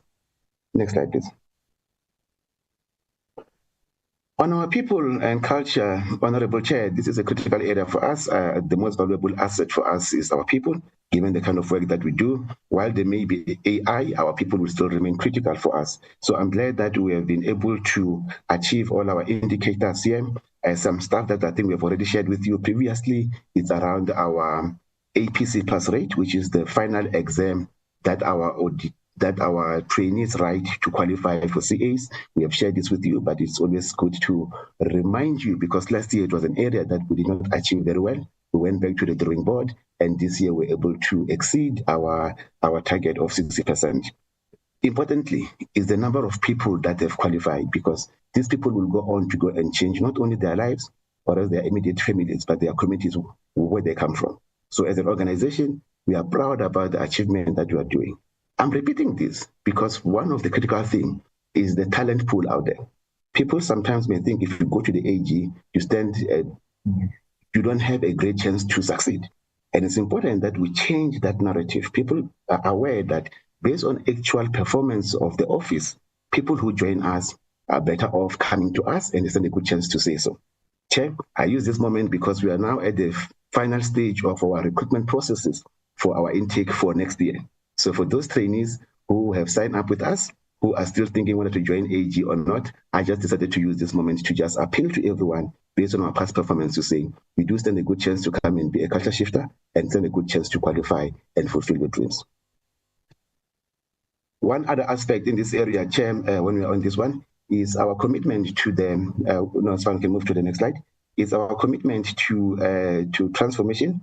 We do have an organization that really is very transformed and really trying to get the gender right. We have a majority of females, and these are people that will not get opportunities somewhere else. A critical accolade that we got in the beginning of the year was to be certified to be a top employer. This is a process where they look into you in terms of if you complied with certain processes to then be a certified top employer. Doing this kind of stuff, Honorable Chair, it allows us to be able to attract talent much better because people understand that within AGSA, our HR processes are follow best practices and they are on track. I've already spoken about our pass rate. Thank you. Efficiently.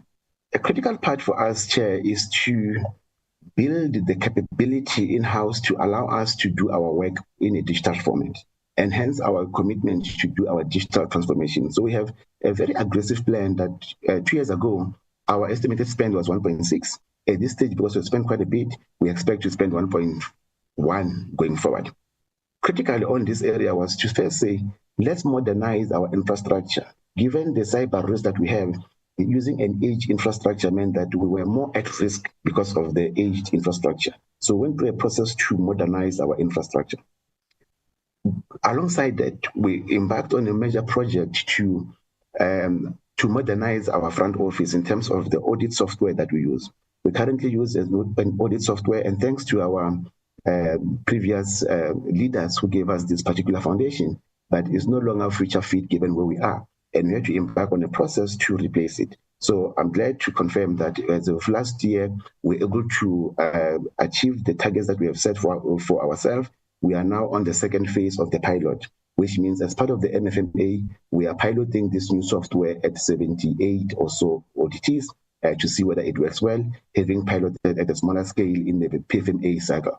And based on the outcome thereof, we'll make a call as to what is the next phase. The intention, if everything is fine, is to go full live next year.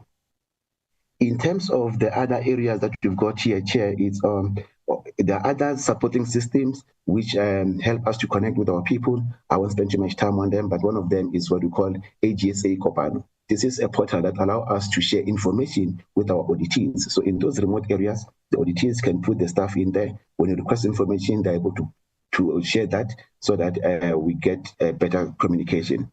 I am fairly comfortable that when we get to the stage to talk about our ask to retain our surpluses, you will appreciate what it is that we are doing around this space. Importantly, we're doing this digital transformation not because it's a nice thing to do. It's the way that the audit is going throughout the world. We have to go digital. Given the exposure that we've got as auditors, it's important that we test 100% of the population. So having the ability and the capability to test 100% of the transaction will enable the auditor to spend more time on the things that matters. And that is why it's critical for us to ensure that for the sake of the audit quality, we invest in this, not just for the efficiencies, but most importantly, for the audit quality aspect. Our data and system recoverability part has been achieved. We do now have our systems up in the cloud, and we don't have a problem with downtime. That was one thing that we really seeing the benefit of having modernized our IT infrastructure. Next slide, please. I think I've already spoken to most of the areas here. I'll just reconfirm that the modernization project is on course. We have updated our infrastructure, and we are well on track in terms of our flagship ASP project, which is the audit software. It will be a project that we're all going to be proud of to give our auditors, and not only just us, but even the CWC firm, a platform that they can use. Just to spend a minute here, Chair, most of the audit firms, when they create audit software, especially the bigger firms that are international, they create this thing from an international basis. So for us as an AGSA, It was really an ambitious, huge project for us to embark on this particular project to be able to create our own software that we can use for the next number of years. Thank you. Next slide, please. Here is just a high-level assessment of our performance trend. Chen, we are glad that over the years that we've been implementing the culture shift strategy, while it started with some hiccups in the beginning, we are now finding our rhythm and our overall performance is improving. There's still scope for us to improve because we did not achieve everything. We are spending time under the guidance of AGSA to say, how do we tighten those areas that need attention? But we do see a steady improvement if you look into how we have performed over the number of years of the culture shift strategy. Retention of surplus. We always come to you with this request, Chair, every year. I think we've already spent enough time talking about where are we going to invest this retained surplus. Obviously, the retained surplus is not necessarily cash in the bank. The slide on debtors will have shown that we do have a significant debtors, and I think I skipped through that. Let me just recap on it. We do have a significant debtors that are sitting in local government.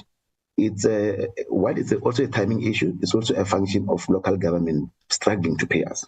Because by the time that we report in March, we have just finished the MFMA cycle. So bulk of the work will have been sitting in what we've done. So a combination of them not being able to pay us on time and the timing of when year-end is vis-a-vis our cycles, it will indicate a high value. So our request to the committee, Chair, is that we are allowed to retain the surplus so that it will enable us the ability to invest in our digital transformation.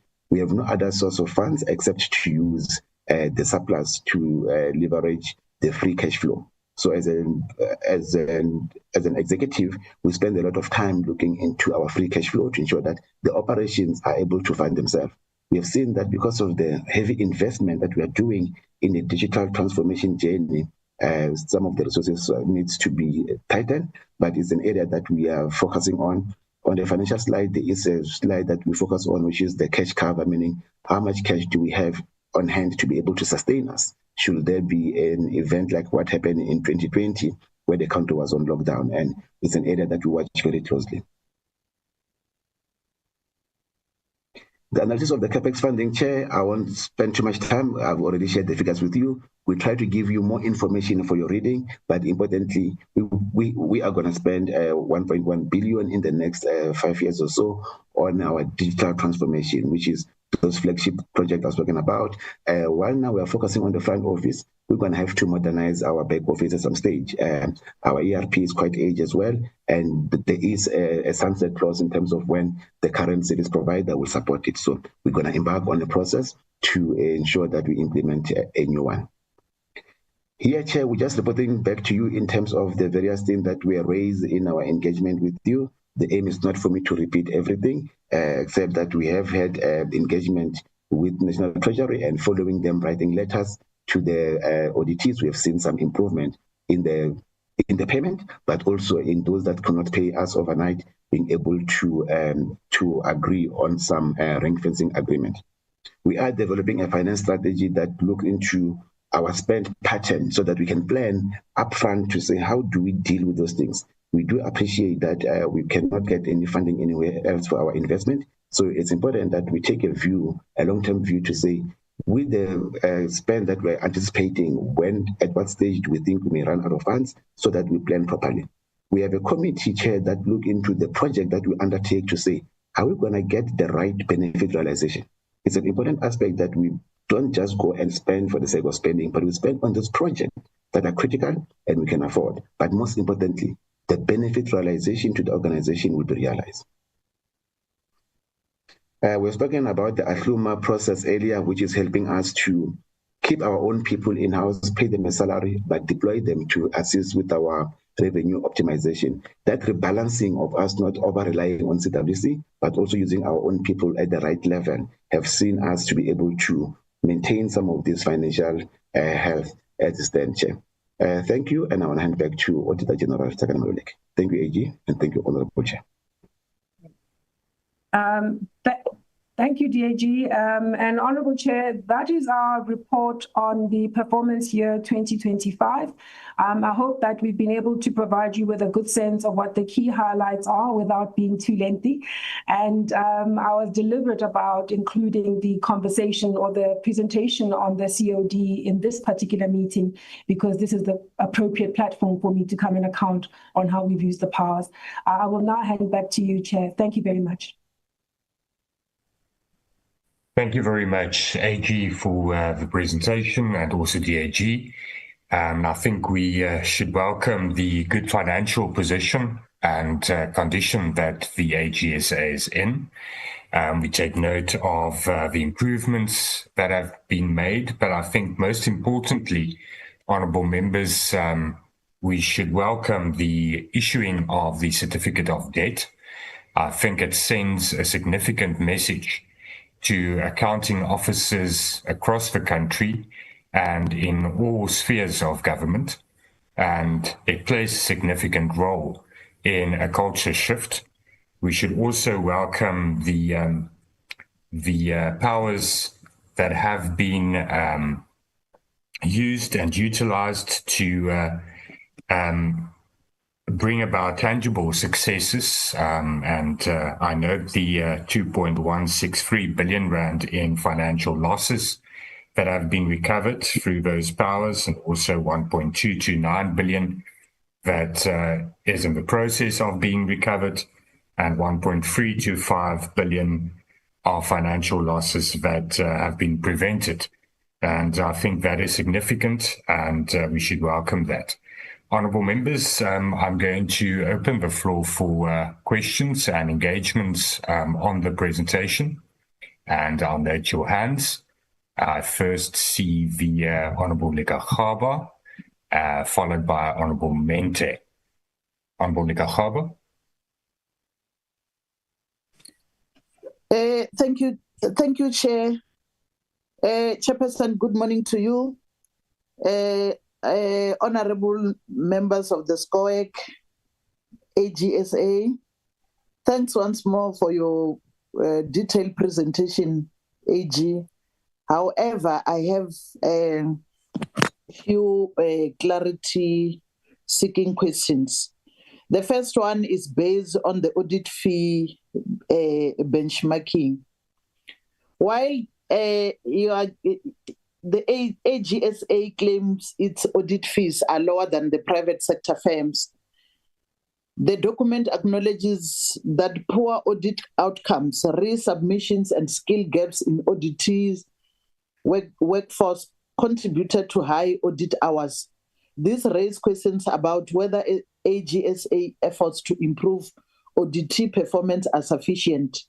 Has there any assessment of whether current audit fee structures are creating financial pressure on smaller or financial constrained municipalities, and what corrective steps are being considered? What does AGSA plan to address the factors driving high audit hours, such as poor audit outcomes and resubmissions, to further reduce the audit fees? The second one is on material irregularities. AGSA reported a 100% implementation of the material irregularity process across all auditees, but notes recurring issues such as non-compliance, material misstatements, and lack of consequence management. This clearly suggests that while the process is implemented, its effectiveness in driving changes remains questionable. While the material irregularity process has been fully implemented, what steps is your office taking to ensure that auditees effectively address recurring issues like non-compliance and material misstatements? I'm happy, Chair, with the financial losses and recovered on the PFMA and the MFMA financial year 2023-2024. Let me say that we referring to the SCOEG, we recommend the good work that the office is doing and keep it up, AGSA. Thank you, Chair.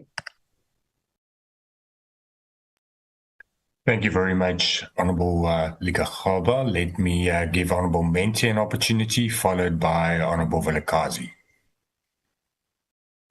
Well, thank you very much, Chair. Good morning to AG and her team, and thank you very much for your integrated annual report. We must welcome your consistency in performance and improvements thereof.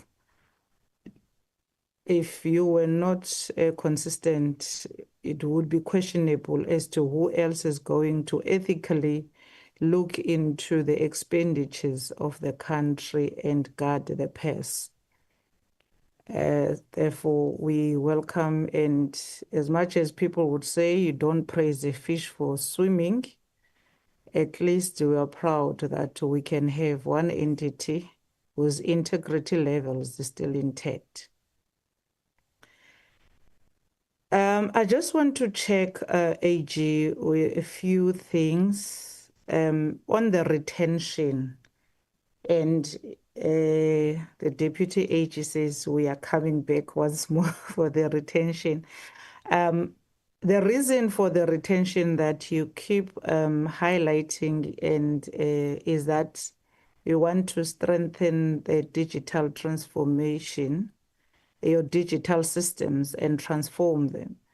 And I want to check what would be the long-term implications if this money is not, we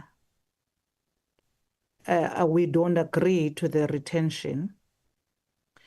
And also, even if we agree to the retention, how are you going to cushion other expenditures surrounding this digital transformation? And I'm saying this also linking it with the culture shift, that as we're shifting as well as communicating to the people and putting a message out there that the people do have a right to assist in sort of blowing a whistle where they see corruption, where they can assist in terms of our auditors to get to a meaningful finding that matches value for whatever expenditure that each municipality or government has undertaken. So if ever we have this retention, do we have another expenditure framework or rather budget to cushion whatever expenditures will be required around the digital transformation? The second one is I heard the AG when she was explaining the certificate of debt, and I could see that she's painfully trying to avoid the issuing of certificates of debt, which we welcome. But here again, I have a problem. If we are to say after issuing the irregular, the misstatements, and they are investigated, my worry is that the investigations that we see, we're not satisfied as members of parliament on how the investigations are carried out. And in many cases, you see billions of rands being written off. And I do not think you have a role to play in that space. But then we're going to see an unintended outcome if we don't want to issue the certificate of debt, that we're going to see people maliciously writing off a lot of money, that which is supposed to have been paid back to the state due to the fact that there's going to be avoidance. And my question is, what is the best method that your office can employ in order to get into the space of having a view once there is an investigation and of an irregular misstatement before it could be adopted. I'll make an example. I think I raised this previously. We had on your previous audit outcomes, there's quite a number of municipalities that have resolved their material misstatements. But the problem is that when you see these billions being written off, you do not get enough of action in terms of what has been done to people who were involved in all the transgressions, especially transacting irregularly where corruption has taken place, but you don't see anyone taking any consequence or rather having to suffer for whatever they have done.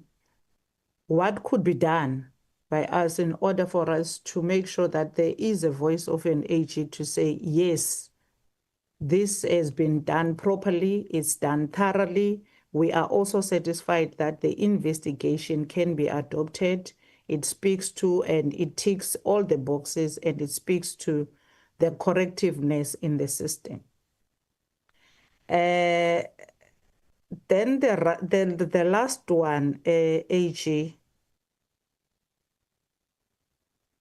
in our oversight as Parliament, as well as the people out there, you do have stakeholder engagement. But I don't think we are speaking to the people enough. And I don't think people know the office of the AG enough to assist it. So we are members of Parliament that are on the ground and we hear a lot of corruption stories where tenders are issued, and when you look for those particular tenders and in their irregularities, you do not find them finding expression within your reports. And of course, they will not be there because people have mastered the art of cheating the system. But the people on the ground do know information. And that information in many cases does correlate with the value on the ground. Case in point is taps that don't have water. People do know what happened to taps not having water. But then in terms of the expenditure and financial statements, they are clean. However, there's no service on the ground. On this stakeholder engagement and our oversight on our side, how can we best do this? Because this collaboration has to find expression now and it has to be put in action. Thank you very much, Chair. Thank you, Honourable Mente, for that. Honourable Vilakazi, followed by Honourable Mofokeng. Thank you, Chair, and thank you for the presentation. Firstly, just to echo the praise, really, the commendation of the good work that's being done by the entity, the Office of the Auditor-General of South Africa. You're really doing good work. I also noted, for example, when we were delivering the report on the allegations against the AG, that our report, which really covered the work of the Office of the AG, was accepted without a single objection or any comment or any just unfavorable comment. And my view was that this highlighted the importance of the significance of the Auditor General's office really being an example of how to do governance at an exceptional level, which is what we are trying to ingrain in other parts of government. So well done to everyone involved on that. This question has been asked already in a certain way. I'm going to ask it again my own way. I know that the Auditor General is quite strong and keeps strengthening processes such as material irregularities, etc. And I noted that the Auditor General went to great lengths to talk about the process around the issuance of certificates of debt. However, if you look at what's going on at present, particularly the two commissions that are currently sitting before Parliament and the other under Judge Madlanga, it is clear that malfeasance within the public sector runs very deep, and that it has just been consistent over time, over a period of time. So my question is, and I know that in some instances, some of these issues have been flagged and highlighted by the Auditor-General, but it's clear that it's not all of them. For example, just take the Ekurhuleni issue on its own. The evidence coming up from there is shocking about the extent to which the rot goes, but clearly not all of these issues were highlighted or flagged by the Auditor-General. So my questions around this are, firstly, what prevents the Auditor-General's recommendations from being implemented? Forget the financial ones, we chase those through the certificates of debt, etc., but the management-related ones, why is it? Or is it the case that those that are highlighted by the Auditor-General end up not being addressed and therefore persist from year to year? Or is it just that the Auditor-General doesn't raise them? The other thing is, what can the Auditor-General, and I say this because all of South Africa, and especially the people that I talk to, certainly will say, but what's the Office of the Auditor-General doing? Why didn't the Auditor-General raise this, that there are cars that are registered, improperly with a municipality, for example? But what can the Auditor-General do to strengthen its capacity, firstly, to see broader what the issues are within entities, but secondly, to have enforcement, enforced enforcement of its findings, and especially stronger means of holding accounting officers to account? Because it seems the auditor raises a finding, it's just water off a duck's back. The accounting officers ignore it, and nothing happens. What role can the Auditor-General play here? I also, I asked about this in the previous presentation, but it came up again now, so I'll just ask further on it. I note that the IT systems, such as the ERP system and others, are provided by external stakeholders. Now, of course, SETA is not in a position to provide specialist software. We understand that. But my question for you is, to what extent is SETA involved in your procurement? Do you go to them and give them the standard and the specifications that you need, and they approve them as the custodian of the IT function within government, or do you just do it on your own? But my question is, what is the involvement of SETA in your IT setup within the office? And then the big issue, and this is one of the biggest issues about sidelining SETA, is where is your data stored? The Office of the AG handles some of the most sensitive data in the country. Where is it stored? Who is the owner of that data, wherever it is stored? If it sits on servers outside the country, what strategies are there against hostile or retaliatory actions by those holding the data? For example, we saw with the war in the Ukraine and their heavy reliance on Starlink for communication. At some point, that was used as a tool, or threatened to be used as a tool, to control the actions of the Ukrainian government. How do we safeguard our data against such possible negative actions? Is there capacity within the Office of the AG? I've heard nothing about building staff capacity to work with these tools.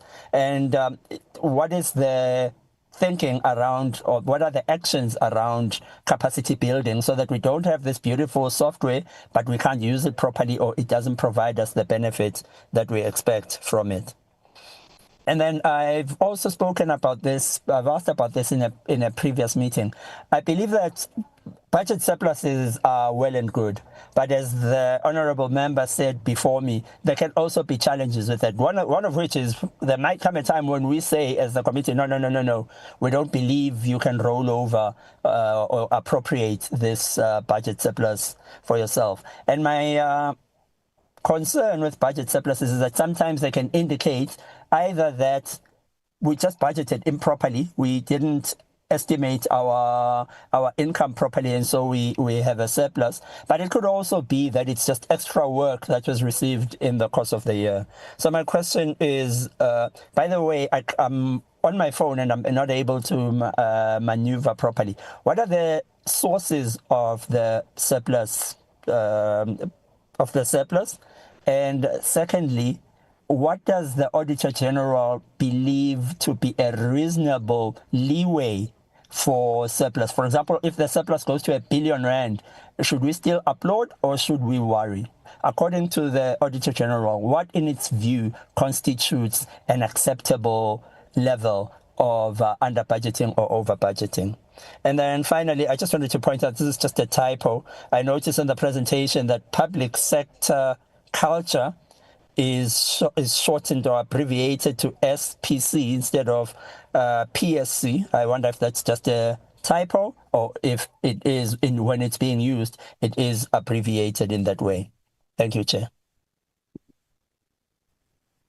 Thank you, Honourable Vilakazi. Let me give Honourable Mofokeng an opportunity, followed by Honourable Subrati, and then Honourable Maduna will be our last for this round. Thank you. Thank you, Chairperson, and thank you for the presentation. I have 2 questions on audit fees calculations, which I would like to raise for clarity. My first one, Chair, I'm interested to know how does the AGSA ensure that its audit fees remain fair and proportionate, particularly for financially distressed municipalities, and what measures are in place to address concerns about affordability while maintaining audit quality? Then my second one, Chairperson, also I would like to know how does AGSA current financial and operational performance compare to previous years, and what lessons have been learned to address recurring challenges such as debt collection and audit compliance? I thank you, Chairperson. Thank you, Honourable Mofokeng. Honourable Subrati. Well, thank you, Chairperson. Chairperson, let me firstly welcome the presentation of the AG and appreciate the great role that AG plays as an institution involved in democracy. My colleagues have largely covered me, and I just wanted to underscore the concerns raised by Honourable Vilakazi regarding data sovereignty, data protection of the country. Maybe a directed question to AG. AG, as you have oversight over various entities in the country, what emphasis do you place on the protection of data of the country?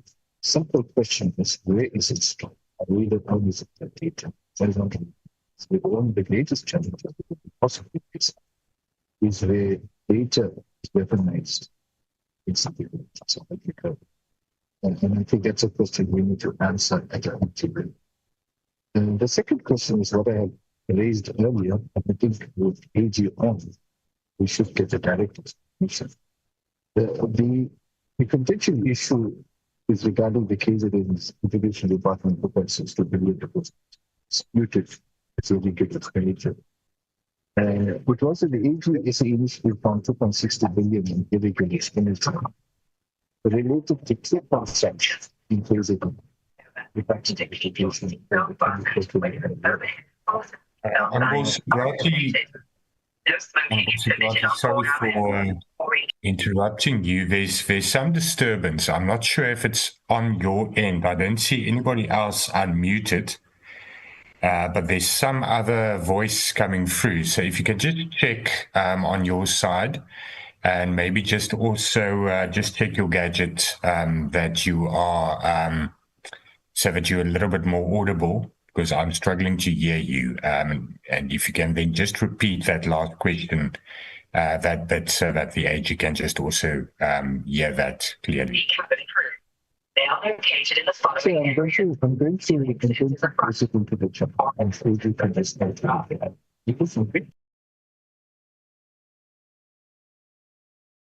Major. Thank you, Honourable Muduna. You can go ahead. Oh, no, thank you, Chair. Good morning, Chair, to you, to honourable members, colleagues, and the AG. Perhaps let me follow suit as well. Start by welcoming the presentation and the report. Indeed, I'll just have a couple of questions, I think, in line with some of what honourable members would have asked. No, thanks, Chair. Chair, I think one to check. I see the report emphasizes a lot, especially that all the spheres of government they should continuously prioritize the implementation of professionalism framework. However, it does not provide specific details in terms of the progress and challenges in the area.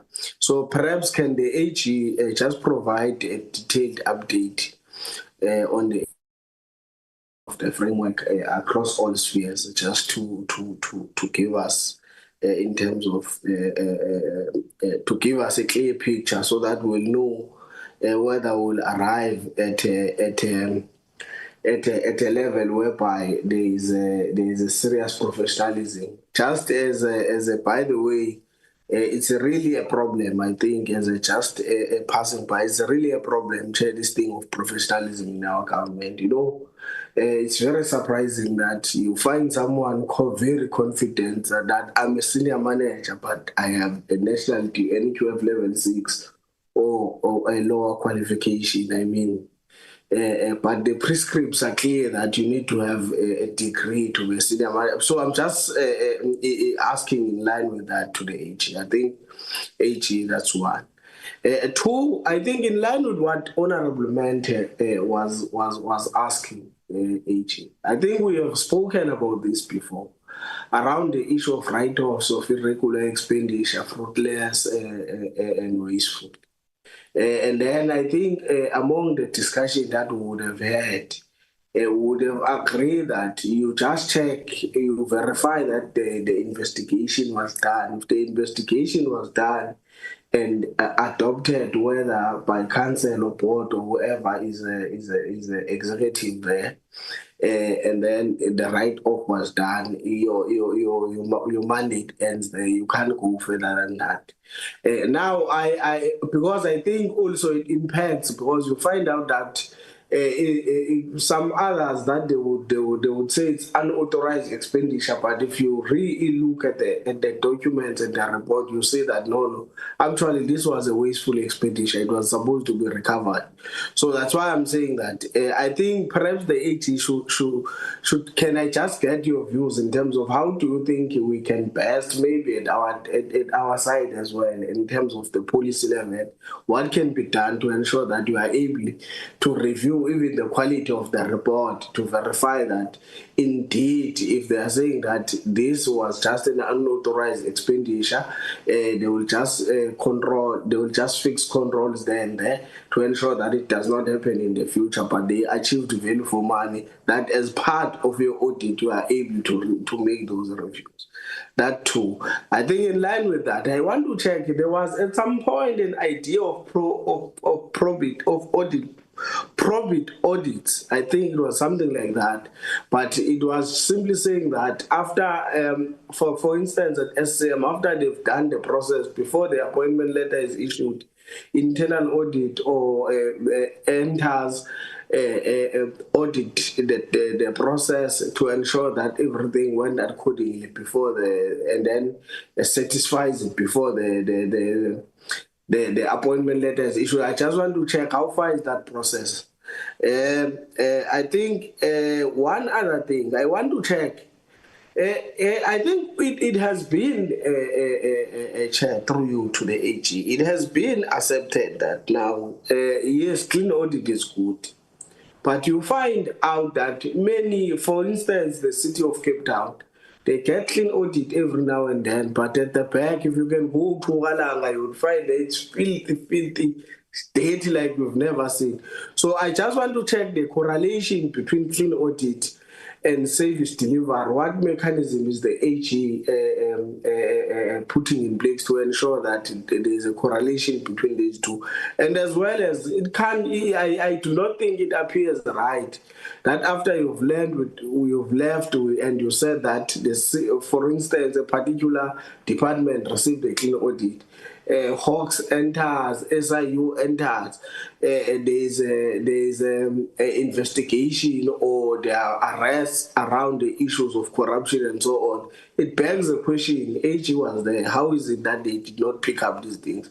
So that's why I'm just asking about the correlation between the audits that you do. Perhaps if the AG, if it's okay, you can just go further, just to maybe give us, I know that your audits are mostly risk-based, obviously given based on the risk level, tolerance or levels of that particular organization. But I would love to just check maybe the sampling methodologies, given that you do audits on the sampling methodologies that you applied from organization to organization. If you can brief us on that, but at a high level. Lastly, I want to check part of the service providers that you use. I know that particularly the Big Four, AG, the Big Four has been most of them part of have been found in many scandals. I will make an example. An example at RAF. Mora Corporations comes in, give a technical audit opinion that they cannot move to IPSAS 42. PwC comes in, gives them a technical audit opinion in terms of how they should implement IPSAS 42.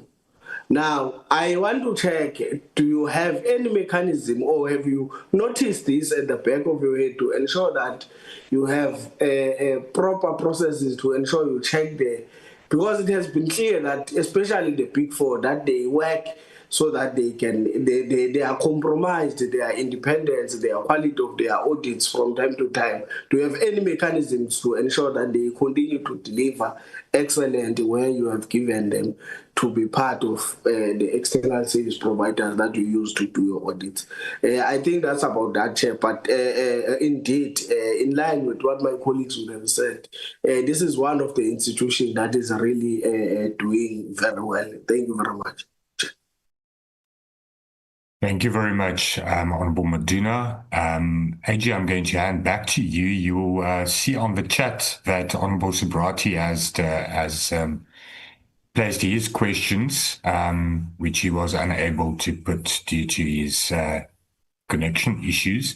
So if you can just check the chat function, the two questions are there, and then I'll hand over back to you, AG.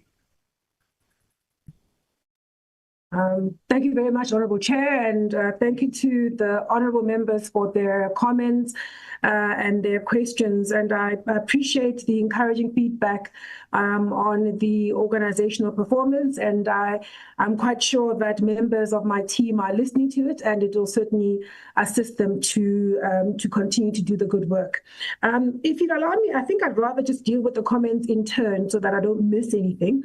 Honourable Lekharaba, I'm aware that you were raising matters around the audit fees. The audit fee becomes a number that is arrived at based on the tariff and the number of hours we spend on the audit, as you correctly say. The hours we spend on an audit is informed by the risks associated with that environment, but also the processes in that environment. And when auditees submit poor quality information, and then we have to keep getting them to fix misstatements, it does take a lot longer.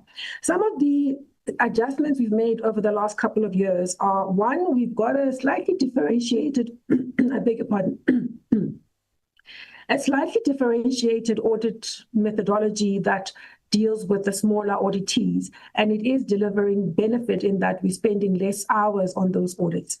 It tends to be the smaller auditees. We've also started to limit the number of corrections that we allow auditees to process through the audit process as part of trying to get people to deal with financial management disciplines and not just over-relying on the audit process. It's not an easy thing to deal with, but we have put it in place and it's starting to correct some of the behavior. The third thing is we find that auditees will use consultants to prepare their financial statements, and then they don't form part of the engagement on the audit. And it's only right at the very end, when we're wanting to wrap up, that you'll find the CFO or even the accounting officer finally becomes interested in the audit. And it does take up more time as they plead with us to take into account other evidence that they may not have presented on time. How do we fix this? Maybe the last thing before I talk to fixing.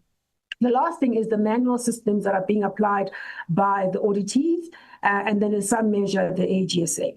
How do we fix this? One is I've spoken about the differentiated audit methodology, which I think is starting to bear fruit. 2, limit the corrections. 3, get the people appointed to run financial management to remain interested in doing their work and not just to outsource their responsibilities and not take enough interest in what's happening on the audit until it's very late. Maybe the last thing is to deal with the manual systems.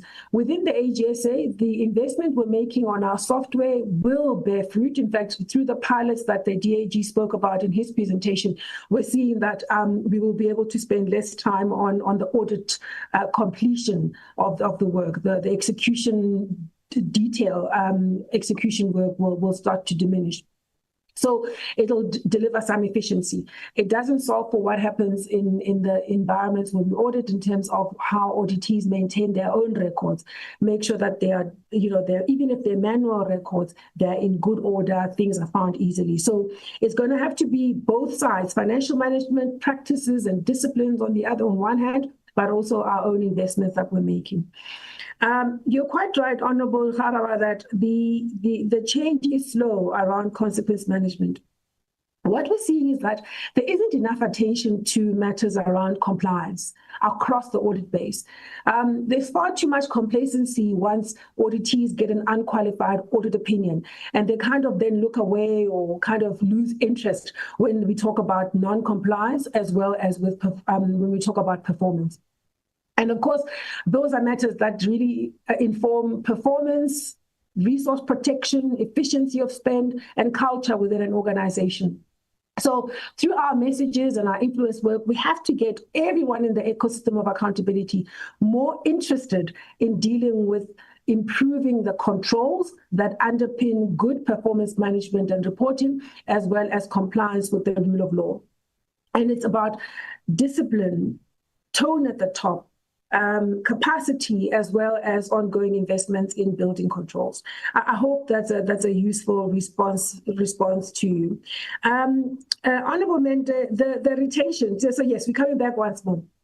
If the honourable members of SCOAG decide not to support our request for retention and surplus, because it is a conversation that would happen between ourselves, SCOAG, as well as the National Treasury, you're well within your rights not to accept it.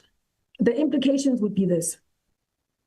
If we could not retain the surplus, we would have to go find the cash to give it to you, because much of the surplus is not cash backed. Of the 300 million, I'm not sure what the number would be, but there's a large component being money that we've not yet collected. And we're going to continue to struggle to collect. We don't give up, but we have to continue to collect it, but it takes a long time. So we would almost have to enter into a payment arrangement to say, well, can we give you this money when we get it? The second thing we would have to do is we'd have to slow down our investments in the capex, which is what we've had to do over many years, even with the retention and surplus, because of the collections problem. So if we now have to collect so we can pay the surplus, which we don't have in hand, we would have to also further slow down any investments we make. The third thing we would have to do is to increase audit fees, especially to people who can afford to pay us the cash, so that we can pay for the salaries associated with fulfilling our mandate. I don't believe that any of those three options are desirable. And so that's the reality we confront. Much of that 300 million rand is not cash backed. And perhaps while I'm dealing with the surplus, if I can just deal with the concern raised by Honourable Dilakazi, it is that the surplus is consistent with our funding model. So the funding model sees us having a surplus of between 1% and 4%, and we budget for that. We budget for a surplus of around 2% or thereabouts. But if we end up at the end of the year with a surplus that's between 1% and 4%, that's acceptable. That's part of our funding model. The design is that we would collect that money and be able to use it to drive ongoing investments. Now, because we tend not to collect that money, we then have to take a lot longer to run our own investment profiles. So the 300 million rand is not an indication of bad budgeting or of poor financial management during the course of the year. It is firmly within how the model of funding the office has been designed. So I'm not concerned with the surplus. I am concerned with the cash considerations. But over time, we've gotten better and better at collecting, but also monitoring our own cash flow commitments so that they match what cash flow we know we can generate out of the system, which is not always less than what the surplus would be. So in terms of how we would cushion other expenditures, Honourable Member, we would probably have to increase audit fees over time globally. And then, because you're quite right, the audit machinery has to remain funded. Our obligations to audit and report in a manner that strengthens public confidence and supports our constitutional democracy, that we can't not do. So we would have to have a budget on going forward that takes into account that we wouldn't be able to retain the surplus, and we would have to find cash to fund the surplus that we must pay back to the Treasury. In terms of the certificate of debt and the concern you're raising about the investigations, Honourable Mente, I agree with you. When we spoke about this last time, it was particularly in concern on some of the metros and the write-offs that we were seeing there. And we undertook to ensure that as part of our audit, we would look at those specific write-offs to give ourselves comfort that they were being done on the basis of investigations that were credible, and to look at the scope of those investigations. The audits, especially of the metros, are currently underway, and I look forward to being able to come back to you with feedback of what we've seen around the scope and the thoroughness of those investigations, and what we've then how we've dealt with it as the external auditors. We can't stop people from writing off, but we can give transparency and we can drive accountability and use our powers of enforcement to drive better consequence management.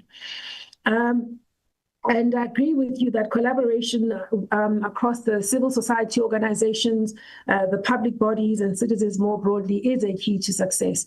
And so we'll continue to strengthen that through better and better stakeholder management and engagement with different role players. It's a point very well made.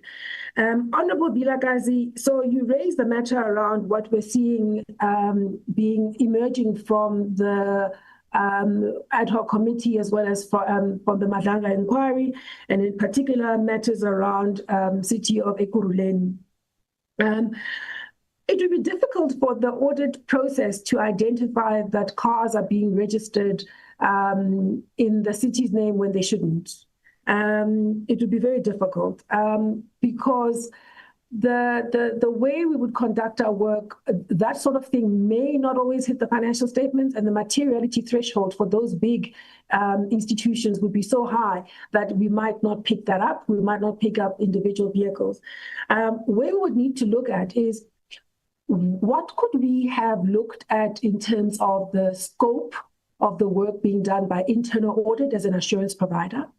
What are the responsibilities of the accounting officer? How could the audit committee have done better in overseeing risk management across the institution?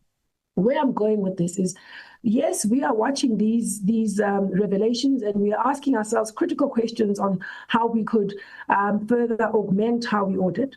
However, we simply could not rely on the external auditors alone. We would have to figure out what the other role players ought to have been doing.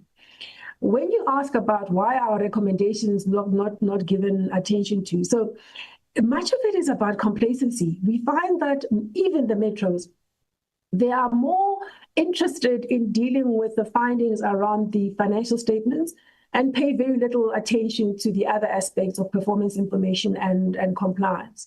And so when we keep focusing on saying unqualified with findings as a category is an undesirable category for any auditee to stay in. It should be as part of a transition towards heading to a clean audit. a clean audit being foundational to good governance, not being all of good governance, but being foundational. And good governance being something, including elements like inclusiveness and equitable access to services. So if you look at some of the clean audits, and you have to ask yourself the question, why do we have a clean audit and some areas or some citizens don't benefit from those services?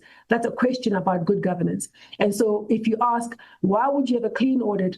It would mean that the priorities chosen and funded and the activities committed to in the annual performance report and reported on in terms of how they've been achieved, those things are clear in that the transparency and accountability thresholds have been met.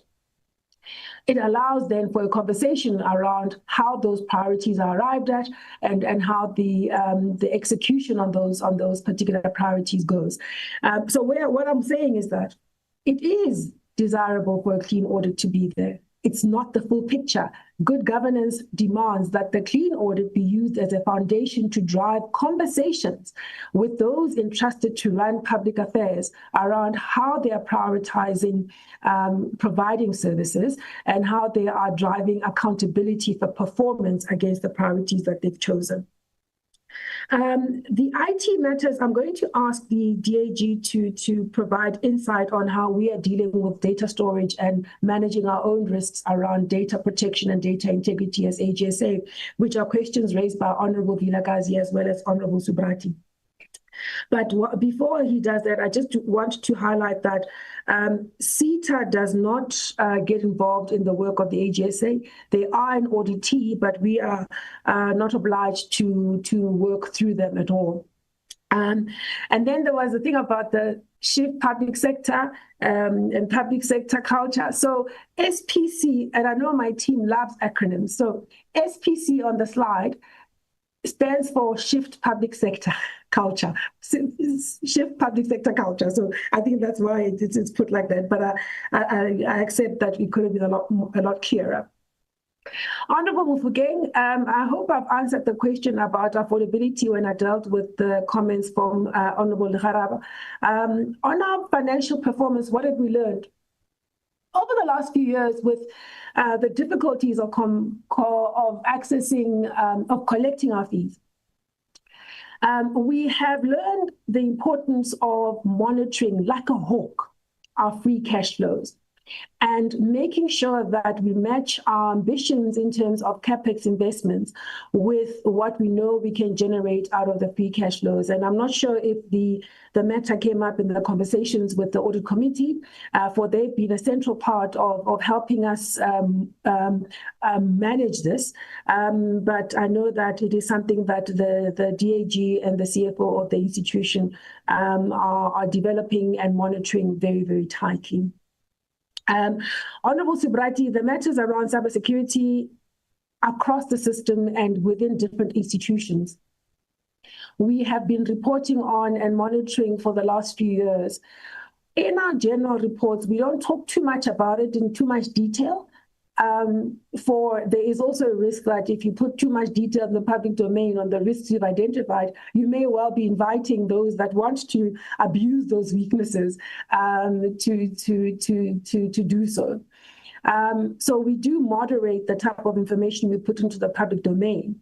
But at individual auditee level, we do raise those matters very, very sharply. We've invested internally in cybersecurity risk assessment skills and capabilities, and we're able to use those to demonstrate, to provide insight and not just audit findings, but insight and recommendations to our auditees. I agree with you, these are risks that are pressing and urgent for us to deal with at institutional level across many auditees, but also at country level. In terms of how we're dealing with it internally, the DAG will address. There's a matter you're raising about the Department of Education in KZN. When we audit, we have to meet our legislated timeframes. So we have to make sure that we audit and report in a way that allows us to meet our obligations, but also to make sure that audit reports don't miss the accountability and oversight processes in the legislature. So there is always that time pressure for everybody. What we have put in place are a couple of things to mitigate the risk of closing an audit before matters are dealt with appropriately and ventilated adequately. The first one is that when we plan the audit, we do give a sense of where the emerging risks might be. And we're able to flag those quickly to the accounting officer for them to deal with.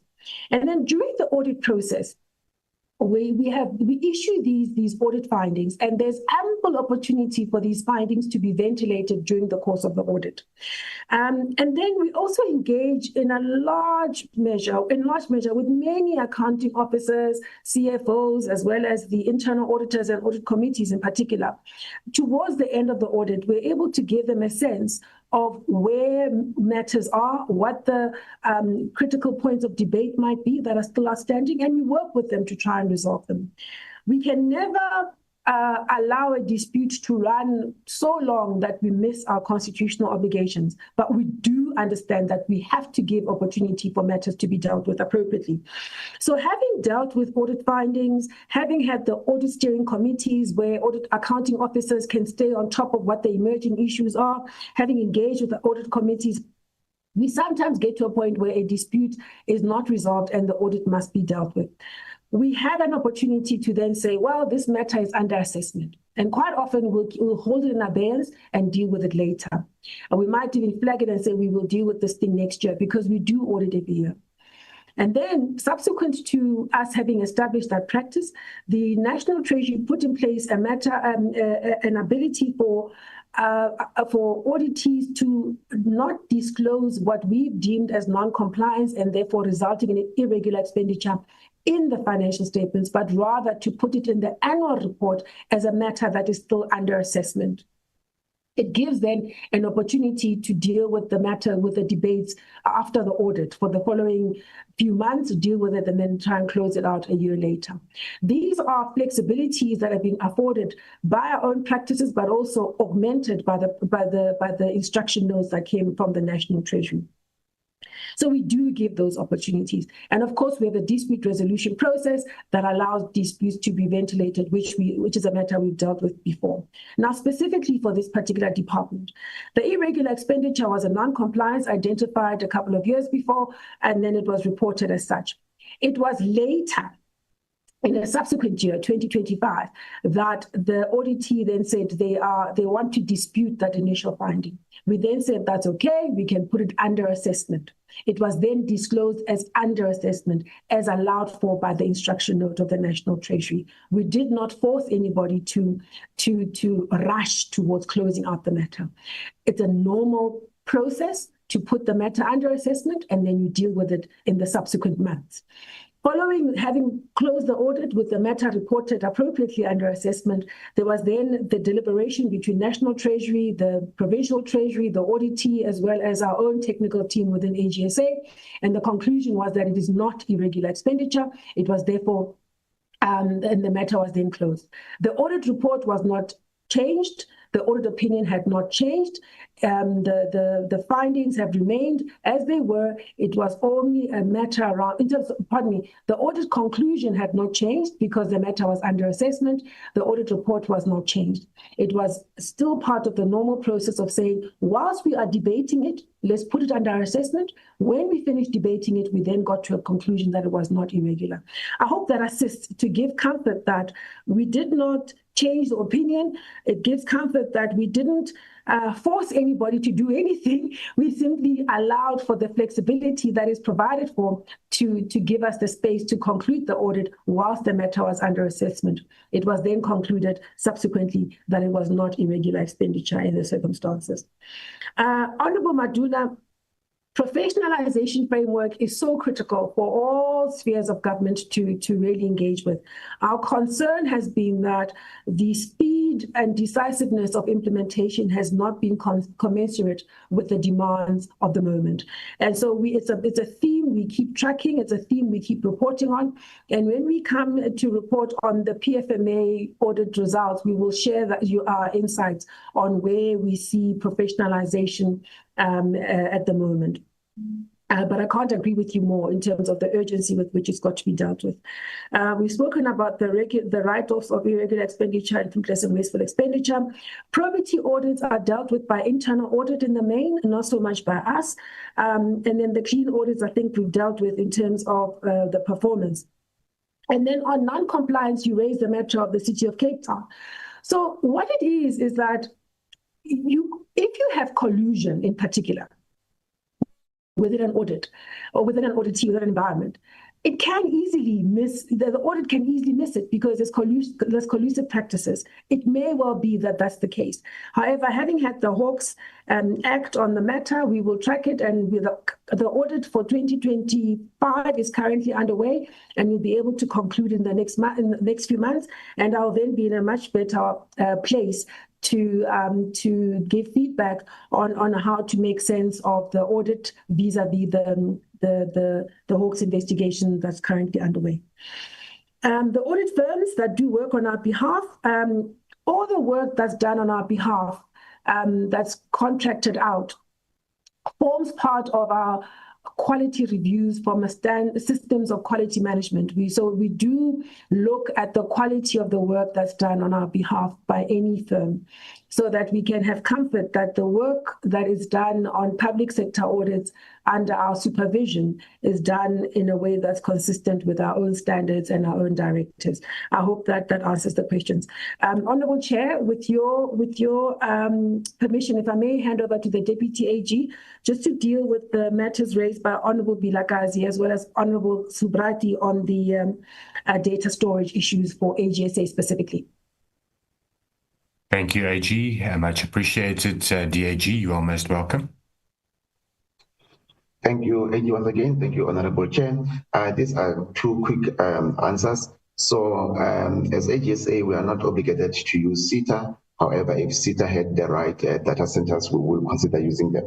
At the moment, we do have a private service provider, Dimension Data, and the data centers are in South Africa.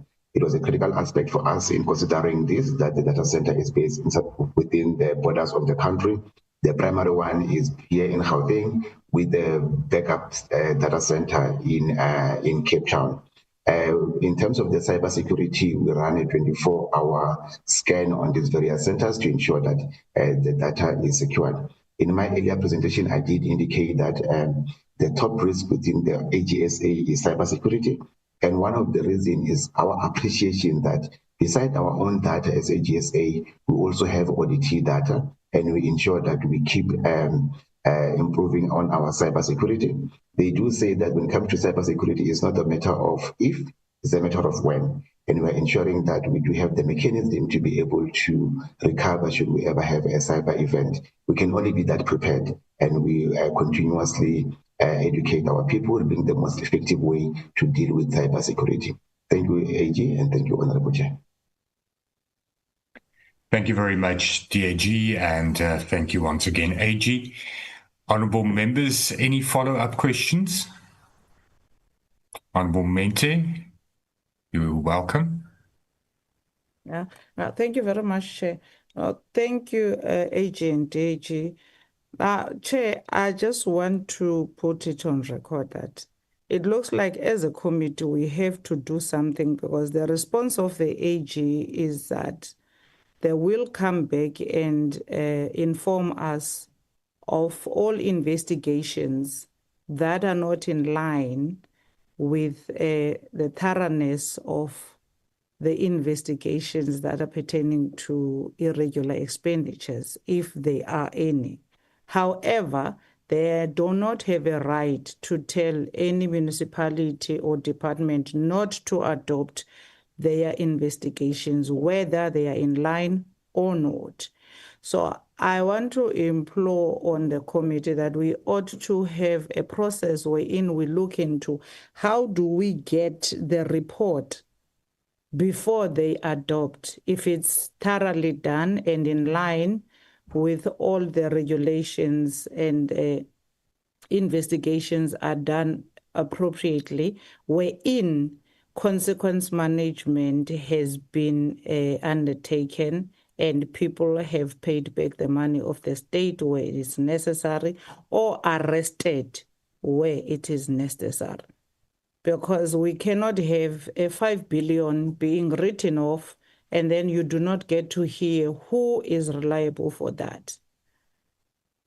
And we do not get names of people. Case in point was in Fulin, I think last month or 2 months ago, where we were told that that material irregularity has been dealt with and no one has been found guilty because there is no money lost. But there is no way that an AG would say this is a material irregularity, and at the end of the day, no one is responsible for such material irregularity. It cannot be acceptable. That's just what I wanted to put on record, Chair, that we must, together with the AG, look into these loopholes, close them up. If it's a matter of legislation, we need to propose what legislation has to be proposed and deal with these matters. Thank you. Thank you very much, Honourable Menti. I think that's a very important issue, and with regards to investigations and the mere compliance with investigations does not necessarily translate into if anybody has been found or if there was any wrongdoing. The outcome of that investigation, if it's mere compliance, does not necessarily show that. So I think we should further engage on this on that issue. And AG, I don't know if you want to comment further on that. I don't see any further hands for follow-up questions. And maybe in our next engagement, AG, we can get a further briefing from you on this issue of these investigations by the auditees, and then we can resolve on it further. But AG, I give you a last opportunity. No, thank you. I value the input and guidance, and I'm committing to come back to the committee with some feedback on what we've seen with this MFMA cycle, for we had identified this very issue for attention. And then we can then look at what further actions we might take as the AGSA, but also whether there are other role players or even legislative measures that need attention. So we'll certainly come back to the committee at the conclusion of the MFMA audit that's currently underway. Thank you very much, Chair. Thank you, AG, and much appreciated. We'll then handle it in that way. And when the MFMA cycle is done, we would then have an engagement with you on the investigations, and we'll take it from there. Let me once again thank the AG and the team from the AGSA, including the DAG, for the presentation, and let me also commend the AGSA for the excellent work that the institution is doing, and especially with regards to also the issuing of the very first certificate of debt. I think it's a historic moment, and the utilization of that power is significant. And let me also thank you for announcing it in this meeting and for doing it in this way. I think it is historic, and because we also gave the AGSA those powers when we amended the Public Audit Act, and that is what the legislature envisaged, that those powers will be able to be utilized in that way to contribute to consequences and to recovery and to a shift in the public sector culture. So we do thank you for utilizing that power now. And I think we would want to see you utilizing it more when necessary and where necessary. And once again, thank you for that.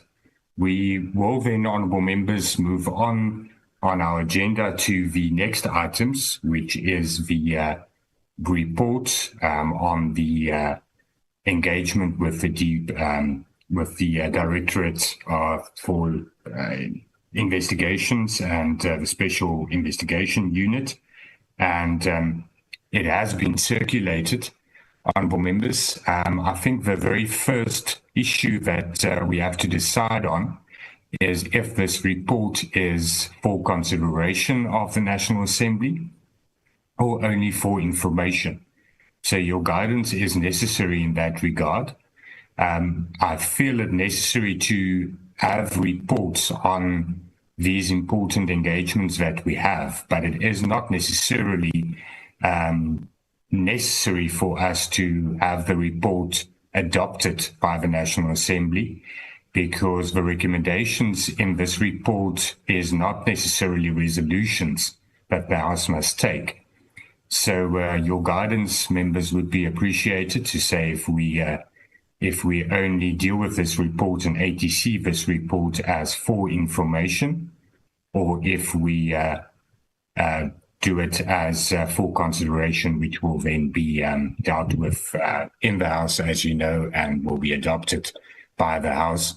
That is a decision that we must take. I'm not going to go through the report page by page. You have received the report in advance. Is there any comments on the report, any corrections, and then also any input with regards to if we are going to table it for information or for consideration? Honourable Ligachaba. Thank you, Chair. Let's go to section 2.1 of the report. Point 1, yes, ma'am. Yeah, it states that during the sixth Parliament 2015 to 2019, I think the sixth Parliament started to have occurred between 2015 and 2019. It is incorrect. The sixth Parliament began on the 2019 to 2024. You are correct. You are correct. Let's just correct that, Zubaida. And thank you for that. I did not pick that up, but that is true. Or is it it's the fifth Parliament. The sixth is incorrect, but then just correct the 2015. It's then 2014 to 2019. Thank you for that. Any further corrections, comments, inputs? Don't see any hands. Can I have someone suggest and assist us in terms of if we are going to adopt this report for information or for consideration? I will support information. Thank you, Honourable Murray. Appreciate. Anybody that disagrees with that? I don't see any hands, so then we adopt this for information and we will ATC it as such. Any mover for the adoption of the report? Murray. Thank you, Honourable Murray. A seconder?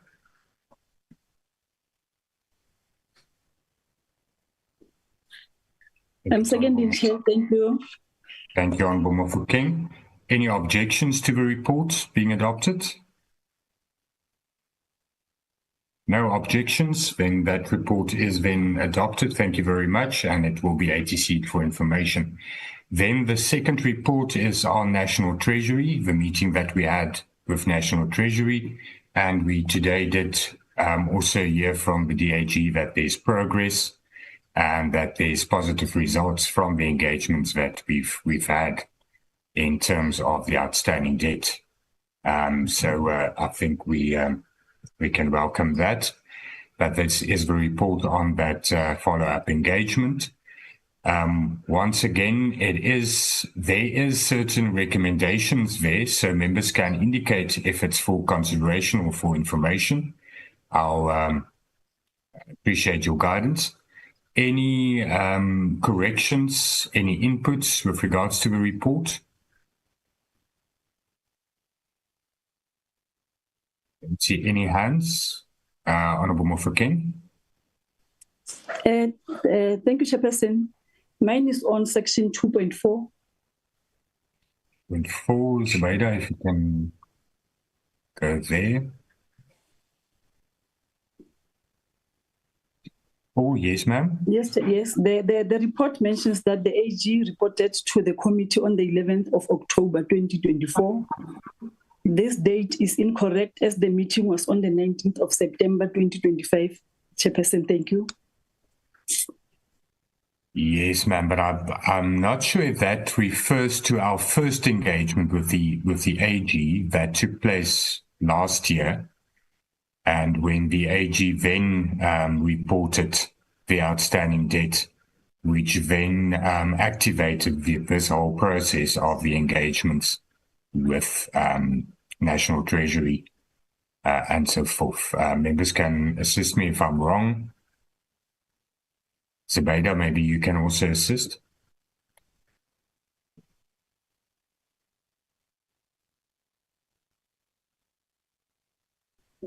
Yes, Chairperson, you are correct. There were 2 engagements, and that was the first engagement in 2024, and the second one was this year on the 12th of September 2025. Thank you, Honourable Mofokeng. Are you satisfied with that? Yes, I am. Thank you, Chairperson. Thank you very much. Any further, any other corrections or any further inputs with regards to the report? Nothing. Then is there anybody that wants to suggest if we are going to adopt this report for consideration or for information? Honourable Murray? I will go with information. It's clear. Thank you very much. Honourable Lekagaba? Thank you, Chair. I second the report. Okay, so we have we have it for information. There's no objection to that. We have a proposal for the adoption. Is there a seconder? Murray? Honourable Murray seconds. Any objection to the adoption of the report? No objections. Then the report is duly adopted. And it's Friday. We are all tired after budget week. So thank you very much, honourable members, for your participation and for your assistance and for the work that we did today. Thank you once again to the presenters, the Audit Committee, and also the AG and the DAG and the team from the AGSA. Thank you for the work that you do and also for your interaction with the committee. Honourable members, I wish you a good weekend and a good rest. Our next meeting is next week. Next week is a committee week as well. And we'll then have further engagements and further work that we'll do next week. Also, to the committee staff, thank you very much for your assistance. Zubaida especially, all the hard work that you do in terms of the drafting of the reports and all the preparatory work. It's much appreciated. Honourable members, have a good weekend and keep safe, and we'll see each other next week. Thank you, Chair.